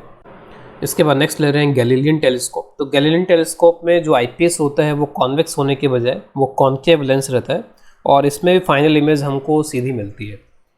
तो ऑब्जेक्टिव फॉर्म से रियल इन्वर्टेड इमेज, जैसे ऑब्जेक्टिव का काम है कि यहाँ से जो रेज आएंगी उनको अपने फोकल प्लेन में उसकी इमेज बनाएगा, यहाँ पर रियल इन्वर्टेड। तो रियल इन्वर्टेड इमेज यहाँ पर बनाता है यहाँ पर ऑब्जेक्टिव, लेकिन इसको हमको इतने डिस्टेंस पर रखते हैं कि ये जो रेज हैं वो फोकस नहीं हो पाती हैं और फिर उसका मतलब है कि बीच में ये आ जाता है। तो ये जो भी बनेगा वो यहाँ पर इसके लिए एज ए ऑब्जेक्ट काम करेगा और वर्चुअल ऑब्जेक्ट काम करेगा। तो जो पीडेस क्यूडेस है एक्चुअल में तो बन नहीं पा रहा है यहाँ पर ये, तो पीडेस क्यूडेस ये वर्चुअल ऑब्जेक्ट की तरह काम करेगा। IPS is adjusted such that final image is formed at the desired position. Desired मतलब या तो आपको फार पॉइंट पे चाहिए, नियर पॉइंट पे चाहिए। तो ये जो वर्चुअल ऑब्जेक्ट है इसकी यहाँ पर ये इमेज बना देगा इस तरीके से। अब यहाँ पर हमें चाहिए मैग्नीफिकेशन और इन सब के फॉर्मूलेस, तो कुछ उसी तरीके के फॉर्मूलेस होंगे हल्का फुल्का बस यहाँ पे, क्योंकि इसकी फोकल लेंथ नेगेटिव होती है तो कुछ थोड़े वो चेंजेस आएंगे यहाँ पे कैलकुलेशन में। तो फार पॉइंट के लिए जो मैग्नीफिकेशन है वो β/α, उसी तरीके से β/α। मैग्नीट्यूड वाइज वही f0/fe, लेकिन अब के बार फाइनली m पॉजिटिव है, ठीक है। तो m अगर पॉजिटिव है तो आप इसको इस तरीके से भी लिख सकते हो कि f0/fe और एक माइनस का साइन लगा दिया। अब यहाँ पर जो f0 है वो तो पॉजिटिव है, लेकिन fe यहाँ पर अब के बार नेगेटिव है, तो नेगेटिव क्या हो जाएगा, पॉजिटिव हो जाएगा। तो समटाइम्स आपको इस तरीके से भी ऑप्शंस दिए जा सकते हैं कि -f0/fe +f0/fe, तो उस केस में आपको ये माइनस वाला ऑप्शन सेलेक्ट करना चाहिए। जहाँ तक लेंथ की बात है तो लेंथ अब के बार यहाँ पर क्या हो जाएगी, फार पॉइंट के लिए। तो फार पॉइंट के लिए क्या होगा कि ये जो भी आप यहाँ पर ले रहे हो वो एक तरीके से इसके फोकस पे होना चाहिए, इसके फोकल पॉइंट पे होना चाहिए। तो पीडेस क्यूडेस जो होना चाहिए वो इसके फोकल प्लेन में होना चाहिए आईपीएस के, तब जा कर के वो उसके इन्फिनिटिव इमेज बना पाएगा। तो लेंथ यहाँ पे क्या हो जाएगी, तो यहाँ से लेके यहाँ तक टोटल एफ नॉट है, उसमें से आप ये एफ ई माइनस कर दो। तो एफ नॉट में से ये एफ ई अगर माइनस करेंगे, मैंने मॉड लगा दिया है, या फिर कई बार हम इस तरीके से भी लिख सकते हैं एफ नॉट प्लस एफ ई यहाँ पर नेगेटिव होगा। तो फार के लिए यहाँ पर ये हो गया। नियर पॉइंट के लिए फिर उसमें कैलकुलेशन में थोड़ा जाना पड़ेगा। Beta is equal to this p dash q dash divide by u लिखना पड़ेगा आपके बार। इसमें पी डेस क्यू डेस को एस डेस लिख दिया तो s dash by u. Alpha जो होगा, अल्फ़ा आपका यहाँ पर हो जाएगा फिर s dash by f not, ठीक है। This is s dash, this is f not, और ये एंगल हो गया अल्फ़ा। ये अल्फ़ा और अल्फ़ा डेस दिखाए गए हैं, लेकिन दोनों इक्वल होंगे, अल्फ़ा अल्फ़ा डेस। तो alpha is equal to s dash by f not. इनको डिवाइड किया तो एस डेस कैंसिल हो जाएगा और एफ नॉट बाई यू आ जाएगा। अगेन यू को हटाने के लिए हम लेंस फॉर्मूला यूज़ करेंगे आई पीस के लिए। तो 1/v minus 1/u is equal to 1/f। अब इसमें साइन के साथ में वैल्यूज़ रख लेंगे, तो v की जगह पर आपको रखना पड़ेगा -d अगर नियर पॉइंट पे इमेज बनवानी है। u की जगह के बार पॉजिटिव हुआ, क्योंकि रेज इसी डायरेक्शन में आ रही थी और यही डिस्टेंस एक तरीके से उसी डायरेक्शन में ही है। तो यहाँ पर ये u की जगह पे प्लस u लिखा जाएगा आपके बार, और f की जगह पर आप -f ही रखोगे। अब इस फॉर्मूले में सभी मैग्नीट्यूड्स हैं, जस्ट इसमें अब कोई साइन वाइन नहीं है। इस फॉर्मूले में सभी मैग्नीट्यूड्स हैं, हमने साइन के साथ ऑलरेडी उन वैल्यूज़ को पुट कर दिया है। तो यहाँ पे ये 1/u जो है 1/f माइनस डी आ गया, बस एक माइनस का चक्कर पड़ रहा है यहाँ पर इस फॉर्मूले में। तो उससे आप जब m लिखोगे तो F not by f e 1 minus F e by d हो जाएगा। ध्यान रखो इस फॉर्मूले में सभी मैग्नीट्यूड्स को रिप्रेजेंट कर रहे हैं, m ओवरऑल पॉजिटिव आएगा। कभी कभी इस फॉर्मूले को हम प्रॉपर साइन के साथ अगर लिखना चाहें, प्रॉपर तरीके से लिखना चाहें, तो आपको फिर ये लिखना पड़ेगा m is equal to f not by f e 1 plus f e by d. अब देखिए एफ ई यहाँ पर नेगेटिव है, तो ठीक है, नेगेटिव का मामला यहाँ पे क्लियर हो गया। F not by f E overall positive answer आना चाहिए। तो एफ ई यहाँ पर नेगेटिव, एक नेगेटिव आप यहाँ पर लगाओगे, तो प्रॉपर साइन के साथ में आपको फिर इसको इस तरीके से लिखना पड़ेगा। तो इस फॉर्मूले के अंदर सभी यहाँ पर मैग्नीट्यूड्स हैं। इसमें यहाँ पर एफ ई नेगेटिव है, ठीक है। एफ ई इस फॉर्मूले को अगर आप ऐसे लिख रहे हो तो एफ ई को आप नेगेटिव रखोगे। जैसे आपको मान लो अगर दे दिया गया कि फोकल लेंथ 5 सेंटीमीटर है, तो फिर आप यहाँ पर इस फॉर्मूले का यूज़ करोगे तो -5 लिखना पड़ेगा। इस फॉर्मूले का यूज़ करोगे तो सिंपली 5 लिखना पड़ेगा। तो आपको अपने अंडरस्टैंडिंग के हिसाब से इन फॉर्मूलेज़ को यूज़ करना पड़ेगा। जहाँ तक लेंथ की बात है, ट्यूब लेंथ, तो F not minus F E था आपके, और एफ नॉट माइनस यू ही हो जाएगा। अगेन इस फॉर्मूले में सब कुछ मैग्नीट्यूड्स ही हैं सिर्फ, तो मैग्नीट्यूड्स रखेंगे। तो ये फाइनली यहाँ पर लेंथ का फॉर्मूला आ गया। इसके बाद नेक्स्ट टॉपिक यहाँ पर ले रहे हैं resolving power of optical instrument. तो बड़ा इंपॉर्टेंट टॉपिक है और जेईई मेन में अक्सर इससे क्वेश्चन पूछे जाते हैं। तो पहले यहाँ पे ले रहे हैं टेलीस्कोप के लिए। तो रिजॉल्विंग पावर क्या होता है उसको अभी हम यहाँ पे डायग्राम्स के थ्रू समझेंगे। और इसमें हमने जो डिफ्रैक्शन में पढ़ा था वो सब सर्कुलर अपर्चर से डिफ्रैक्शन और वो सब, तो उसका भी यूज़ यहाँ पर होगा इसमें। तो सपोज़ पहले हम टेलीस्कोप के लिए कर रहे हैं, तो टेलीस्कोप यहाँ पर है और यहाँ पर बहुत दूर कोई ऑब्जेक्ट है। तो ज्योमेट्रिकल ऑप्टिक्स तो कहती है कि इसका जो इमेज बनेगा एक पॉइंट ऑब्जेक्ट की तरह है। इस पॉइंट ऑब्जेक्ट के जो इमेज बनेगी एक पॉइंट इमेज बनेगी यहाँ पे इसके फोकल प्लेन में। ये इसकी फोकल लेंथ है यहाँ पर, ये डी इसका डायमीटर हो जाएगा यहाँ पर इसका, या अपर्चर हो जाएगा कैपिटल डी। तो ज्योमेट्रिकल ऑप्टिक्स ये बोलती है। लेकिन वे ऑप्टिक्स में हमने पढ़ा है डिफ्रैक्शन में कि यहाँ पर एक डिस्क टाइप का बनता है जिसमें ब्राइट डार्क इस तरीके के रिंग्स और ऐसा बनता है, जिसमें एक यहाँ पर इंटेंसिटी डिस्ट्रीब्यूशन होता है। इंटेंसिटी जस्ट एक पॉइंट पे कंसंट्रेटेड नहीं होती है, उसका एक डिस्ट्रीब्यूशन होता है। उस डिस्ट्रीब्यूशन में ये ज़रूर है कि एक यहाँ पे ये शार्प इंटेंसिटी होती है जो कि बहुत ज़्यादा होती है, और उसके बाद इंटेंसिटी बहुत कम होती है। लेकिन एक पूरा इस तरीके से एक फाइनाइट साइज ऑफ डिस्क बनता है, ठीक है। इट इज़ नॉट इनफाइनाइटेसिमल, ऐसा नहीं कि बहुत छोटा है, क्योंकि हम तो पॉइंट ही मान के चल रहे हैं, उस पॉइंट के कंपेरिजन में ये बहुत बड़ा है। तो और जो सेंट्रल यहाँ पर पॉइंट है जहाँ पर सेंट्रल मैक्सिमम बनता है, तो वहाँ से जो अगला मिनिमा है और नीचे जो मिनिमा है उनके बीच में गैप 2r0 है। या फिर आप ये देख लो कि जो यहाँ पे डिस्क बनती है उसके रेडियस को मैंने r0 से यहाँ पर रिप्रेजेंट किया हुआ है इसमें। अब अगर मान लीजिए यहाँ पर ये एक स्टार था या एक कुछ था यहाँ पर ऑब्जेक्ट जो कि बहुत दूर था। अब ऐसे अगर दो ऑब्जेक्ट हैं तो उस केस में होगा यहाँ पर ये कि इसकी इमेज यहाँ कहीं पर नीचे बन गई, मैंने ऑप्टिकल सेंटर से इसको पास कराया, फिर उसके बाद में यहाँ कहीं पर ये इमेज बन गई इसमें। तो ज्योमेट्रिकल ऑप्टिक्स बोलती है कि दो डिफरेंट पॉइंट्स हमको मिल जाएंगे। लेकिन जो वे ऑप्टिक्स है वो बोलते हैं नहीं, ऐसा नहीं होगा। यहाँ पर इंटेंसिटी डिस्ट्रीब्यूशन मिलेगा, इस इमेज का अपना एक इंटेंसिटी डिस्ट्रीब्यूशन मिलेगा, इस इमेज का अपना एक इंटेंसिटी डिस्ट्रीब्यूशन मिलेगा, और इनके इंटेंसिटी डिस्ट्रीब्यूशन ये जो है वो दूर दूर होने चाहिए। दोनों के मैक्सिमास के बीच में थोड़ा गैप होना चाहिए, तभी आप उनको सही तरीके से देख पाओगे। अगर इनके मैक्सिमास कोइंसाइड कर गए, मान लीजिए कि ये दोनों बहुत ही क्लोज हैं आपस में, वैसे तो बहुत दूर हैं तो वैसे क्लोज नहीं होते, लेकिन हमें हमारे देखने के हिसाब से काफ़ी क्लोज हो जाते हैं। तो अगर ये क्लोज है, क्लोज इनफ है, तो उस केस में ये आपस में कोइंसाइड कर जाएंगे और फिर आपको अलग अलग इमेज नहीं दिखाई देगी। और ये जो R0 है, इस R0 की वैल्यू को, जो थीटा की वैल्यू होती है वो 1.22 λ/d होती है। अगर आप f से मल्टीप्लाई कर दोगे उस थीटा को तो फिर वहाँ पर वो लीनियर डिस्टेंस आ जाएगा। ऑलरेडी हम डिफ्रैक्शन में इन चीज़ों को देख चुके हैं। इसके बाद नेक्स्ट इसी में आगे लेते हैं लिमिट ऑफ रिजोल्यूशन, यानी हमारा जो इंस्ट्रूमेंट है उसकी लिमिट कहाँ तक है रिजॉल्व कर पाने की। रिजॉल्व करने का मतलब है कि दो इस तरीके के जो डिस्टेंट ऑब्जेक्ट हैं, जो दूर हैं, उनको वो कितना अलग अलग दिखा पा रहा है, उनमें कितना, इस इंस्ट्रूमेंट के थ्रू जब मैं उसको देख रहा हूँ, इस टेलीस्कोप के थ्रू जब मैं उसको देख रहा हूँ, तो क्या वो मुझे अलग अलग नज़र आ रहे हैं, बिल्कुल सेपरेट नज़र आ रहे हैं, या एक ही जगह पर नज़र आ जा रहे हैं मेरे को। अगर हमारा इंस्ट्रूमेंट उनको अलग अलग करके दिखा पा रहा है तो हम बोल देते हैं कि इंस्ट्रूमेंट का रेजोल्यूशन अच्छा है और वो इनको सेपरेट करके दिखा रहा है। लेकिन अगर वो अलग अलग नहीं दिखा रहा है, दोनों मिक्स हो जा रहे हैं आपस में, तो फिर जो हमारा इंस्ट्रूमेंट है वो इसको रिजॉल्व नहीं कर पा रहा, अलग अलग करके या डिस्टिंग्विश करके अलग अलग नहीं दिखा पा रहा है।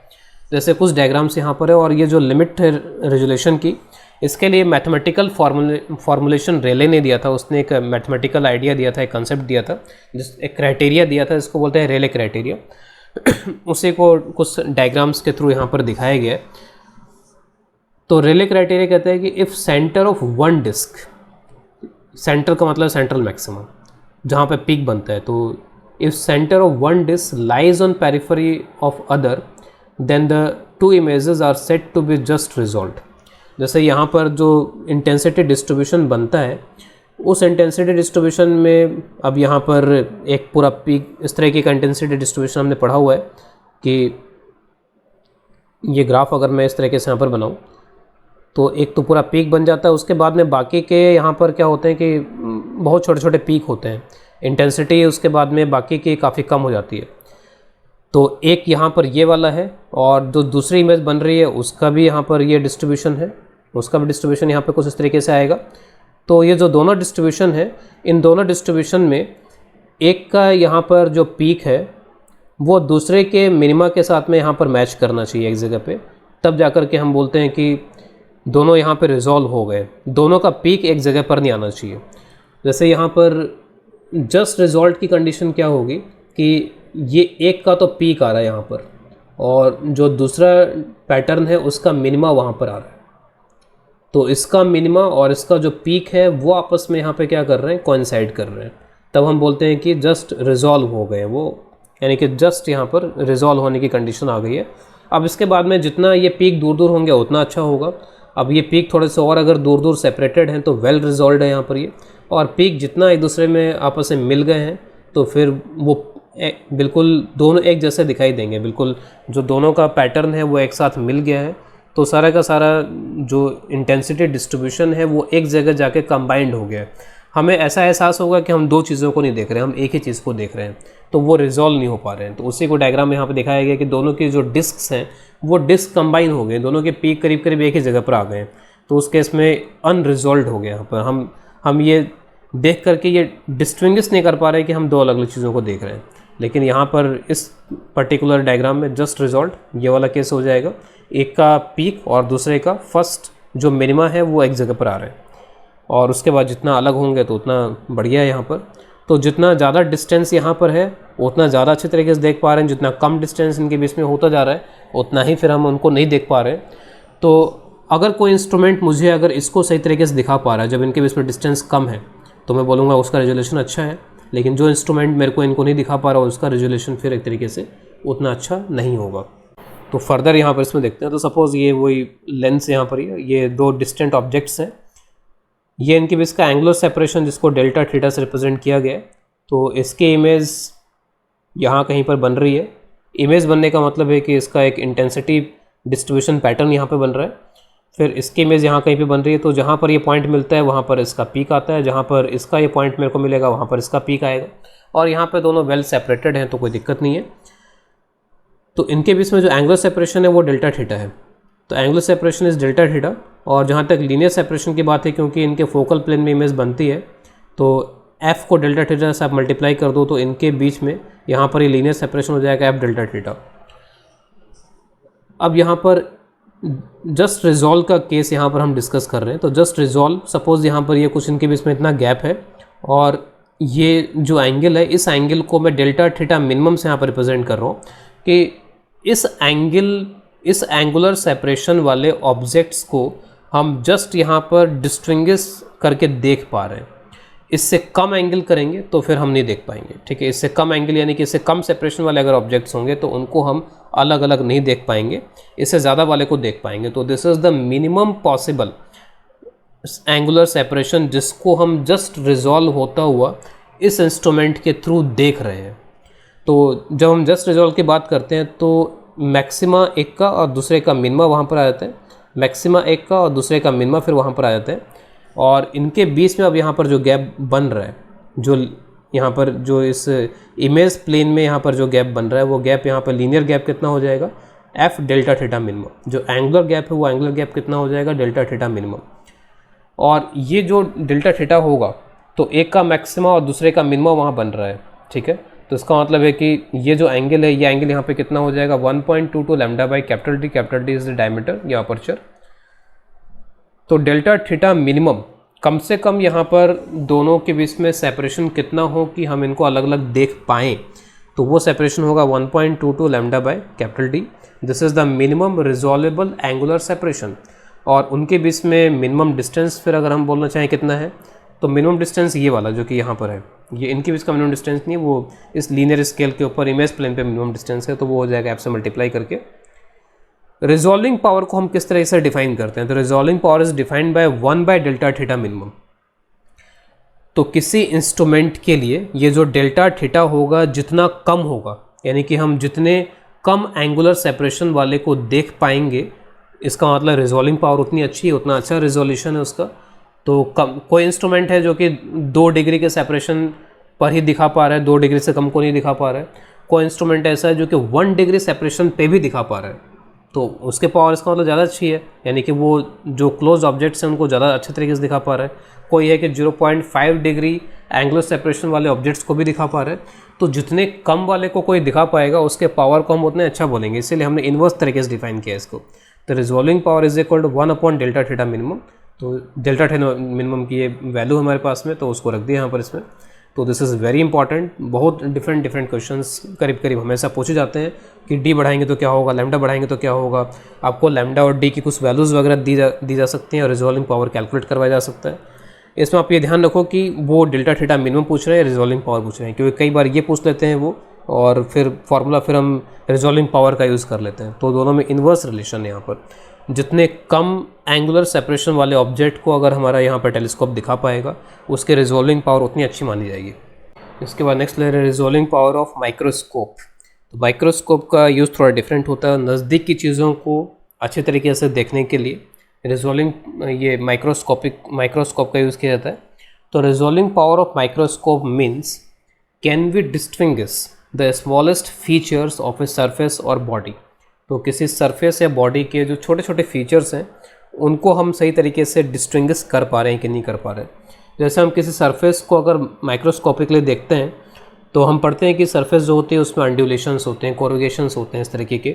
तो ये जो कोरिगेशंस होते हैं इनके बीच में ये जो गैप है वो गैप कितना है, क्या हम इन गैप्स को रीड कर पा रहे हैं। तो अगर हम इन गैप्स को रीड कर पा रहे हैं इसी तरीके से, इनको मेज़र कर पा रहे हैं यूजिंग दिस माइक्रोस्कोप, तो इसका मतलब है उसका रेजोल्यूशन अच्छा होगा इसका मतलब। तो इस तरीके के स्मॉलेस्ट फीचर्स को देखने के लिए इसका यूज़ किया जाता है। तो सपोज़ यहाँ पर माइक्रोस्कोप ऑब्जेक्टिव लेंस है यहाँ पर ये, और इसमें यहाँ पर ये 2 ऑब्जेक्ट्स कुछ इस तरीके के, यहाँ पर ये 2 ऑब्जेक्ट्स हैं, जैसे ये एक पीक हो गया और एक ये पीक हो गया, कुछ इस तरीके के हैं। जस्ट एक आइडिया देने के लिए डायग्राम बनाया गया इसमें। तो यहाँ पर इनके बीच में जो गैप है वो डी के बराबर है, और इनसे जो इमेज बन रही है तो ऑब्वियस है कि एक डिस्क इमेज बनेगी यहाँ पर इस तरीके का, और फिर इसकी जो इमेज बनेगी वो एक डिस्क इमेज बनेगी यहाँ पर इस तरीके की। अब अगेन रिजोल्यूशन इनके जस्ट रिजॉल्व होने के लिए वो रिले क्राइटेरिया हम लगाएंगे, और ये जो डेल्टा थीटा है कम से कम कितने एंगुलर सेपरेशन को यहाँ पर ये मेज़र कर सकता है, रिजॉल्व कर सकता है। तो वो अगेन उतना ही हो जाएगा 1.22 लैम्डा बाय डी के इक्वल। तो this is 1.22 lambda by D, ये इसके बराबर होगा। और ये जो एंगल है, इस एंगल को आप यहाँ पे डी बाई एफ नॉट भी लिख सकते हो, ठीक है। F nought is the focal length of this objective lens, तो this angle can be written as d by f nought. तो अगर मैं कम से कम एंगल की बात कर रहा हूँ कि इतने कम से कम एंगल को रिजॉल्व कर सकता है यहाँ पर ये, तो उससे कॉरस्पॉन्डिंग फिर हमें कम से कम डिस्टेंस पता चल जाएगी कि कितनी मिनिमम डिस्टेंस को हम इससे देख पाएंगे, यानी उससे कम डिस्टेंस को नहीं देख पाएंगे। तो एक मिनिमम डिस्टेंस है, उस मिनिमम डिस्टेंस को हम ढंग से रिजॉल्व कर पाएंगे, डिस्टिंग्विश कर पाएंगे। तो कितनी मिनिमम डिस्टेंस को हम यहाँ पर देख पाएंगे वो है यहाँ पर ये डिवाइड बाय f0। तो डी मिनिमम यहाँ पे आ जाएगा, डी मिनिमम यहाँ पर कुछ इस तरीके का होगा। अगर मैं रिजॉल्विंग पावर को डिफाइन करना चाहता हूँ तो यहाँ पर रिजॉल्विंग पावर को डिफाइन करते हैं 1/d मिनिमम से, कि कोई माइक्रोस्कोप अगर मुझे सपोज़ 2 माइक्रोमीटर तक का दिखा पा रहा है तो 1/2 माइक्रोमीटर ये उसका रिजॉल्विंग पावर हो गया। 2 माइक्रोमीटर से कम नहीं दिखा पा रहा तो फिर 2 माइक्रोमीटर से कम वाला अगर कोई दिखा रहा है, 1 माइक्रोमीटर कोई अगर मेरे को गैप दिखा पा रहा है सही तरीके से, तो उसका रिजॉल्विंग पावर 1/1 माइक्रोमीटर हो गया, उसका रिजॉल्विंग पावर अच्छी हो गई। तो जितना यहाँ पर छोटे छोटे फीचर्स को कोई दिखा पाएगा उतनी उसकी रिजॉल्विंग पावर अच्छी मानी जाएगी, इसीलिए यहाँ पर इन्वर्स तरीके से डिफाइन किया गया इसको।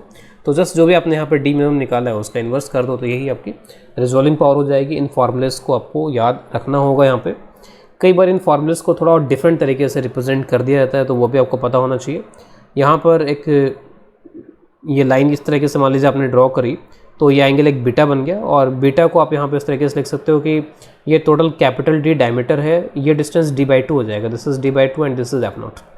तो ये जो आपका 10 बीटा है वो d/2 डिवाइड बाई f0 हो जाएगा, और अगर बीटा स्मॉल है तो वो साइन बीटा के बराबर भी हो जाएगा। तो यहाँ पर जो आपका d/f0 है उस d/f0 को आप लिख सकते हो 2 साइन बीटा, तो d/f0 इज़ 2 साइन बीटा, तो resolving power 2 sign beta divide by 1.22 lambda हो जाता है। To increase the resolving power, object and objective lens are kept immersed in oil। तो कई बार इस सेटअप को हम ऑयल में इमर्स कर देते हैं और फिर उसके बाद में कैलकुलेशंस के थ्रू जो रिजॉल्विंग पावर आती है उसमें यहाँ पर एक एक्स्ट्रा म्यू आ जाता है, तो उसको बोल देते हैं यहाँ उसको लिख देते हैं यहाँ पे 2 mu sign beta upon 1.22 lambda, एक म्यू यहाँ पर एक्स्ट्रा आ जाएगा। इसको बोलते हैं ऑयल इमर्शन ऑब्जेक्टिव। और ये जो म्यू साइन बीटा है इसको बोला जाता है न्यूमेरिकल अपर्चर। तो कई बार डायरेक्टली हमें ये बीटा वगैरह नहीं दिया जाता, हमें डायरेक्टली न्यूमेरिकल अपर्चर क्वेश्चन दे दिया जाता है, तो उसका यूज़ करके फिर हम क्वेश्चन कर लेंगे। तो इस फॉर्मूले को आप यहाँ पे ध्यान रखोगे कि अगर उसको किसी सेटअप में ऑयल में डुबो दिया जाए तो फिर उस केस में यहाँ पर म्यू आ जाएगा, और म्यू साइन बीटा को फिर बोलेंगे न्यूमेरिकल अपर्चर। तो ये सारे फॉर्मूलेज इंपॉर्टेंट है एग्जाम पॉइंट ऑफ व्यू से, ये याद रखने होंगे। क्वेश्चन ले रहे हैं, the value of numerical aperture of objective lens of a microscope is 1.25। तो ये होता है mu sign beta, that is numerical aperture, ये 1.25 दिया गया है। If the light of wavelength lambda, तो लैम्डा इज़ 5000 एंगस्ट्रॉम, 5 × 10⁻⁷ मीटर हो जाएगा। The minimum separation between 2 points to be seen as distinct will be. तो डी मिनिमम आपसे पूछा जा रहा है इस माइक्रोस्कोप के लिए, तो डी मिनिमम ये हो जाएगा 1.22 lambda divided by twice numerical aperture. ठीक है, फॉर्मूले का हमने डायरेक्ट यूज़ कर लिया यहाँ पर इसमें, तो बस इसमें वैल्यूज पुट कर देनी, आपको ज़्यादा कुछ करना नहीं अगर फॉर्मूला याद है तो न्यूमेरिकल अपर्चर 1.25, यहाँ से आप कैलकुलेट करोगे, बहुत इजी कैलकुलेशन है, 0.24 माइक्रोमीटर, ये आंसर हो गया। नेक्स्ट क्वेश्चन लेते हैं, assuming human people to have a radius of 0.25 centimetre and, तो एक तरीके से ये लेंस के डायमीटर को यहाँ पर रिप्रेजेंट करने के लिए दिया गया पीपल का साइज़। तो लेंस का जो डायमीटर है वो 0.5 सेंटीमीटर हो जाएगा, and A comfortable wing distance 25 centimetre. The minimum separation between two objects that human eye can resolve at 500 nanometer wavelength is। तो ये आई लेंस हो गया, यहाँ कहीं पर आप दो ऑब्जेक्ट्स को देख रहे हो जो कि 25 सेंटीमीटर पर है।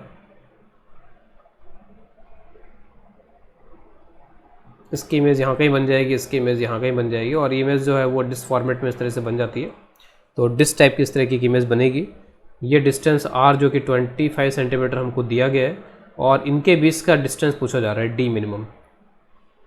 The minimum separation between the two objects, तो इनके बीच का सेपरेशन पूछ रहे हैं हमसे यहाँ पर। तो जो डी मिनिमम यहाँ पर होगा, अब ये मिनिमम एंगल कितना होगा वो पता होना चाहिए, तो आर को इस मिनिमम एंगल से मल्टीप्लाई कर लेंगे, और ये जो मिनिमम एंगल होता है from Rayleigh criteria, this is 1.22 lambda by D. ठीक है, इसके बराबर होता है डी यहाँ पर कितना हो जाएगा, तो 0.25 सेंटीमीटर मल्टीप्लाइड विथ 2। एक तरीके से आई लेंस जो होता है उसके साइज़ को ये पीपल डिटरमाइन कर रहा है, तो 0.5 सेंटीमीटर। बस यहाँ पे आर की वैल्यू आपके पास में है, लैम्डा की वैल्यू आपके पास में है, यहाँ पे कैपिटल डी है तो इसमें सब रख लेंगे। और इसका माइक्रोमीटर में आंसर आ जाएगा 30.5 माइक्रोमीटर। तो जो आंसर यहाँ पे बेस्ट सूटेबल है वो है 30 माइक्रोमीटर। तो दो ऑब्जेक्ट्स को अलग अलग देखने के लिए उनमें कम से कम जो गैप है वो 30 माइक्रोमीटर होना चाहिए, तब जा कर के हमारी आई उसको डिस्टिंग्विश कर पाएगी।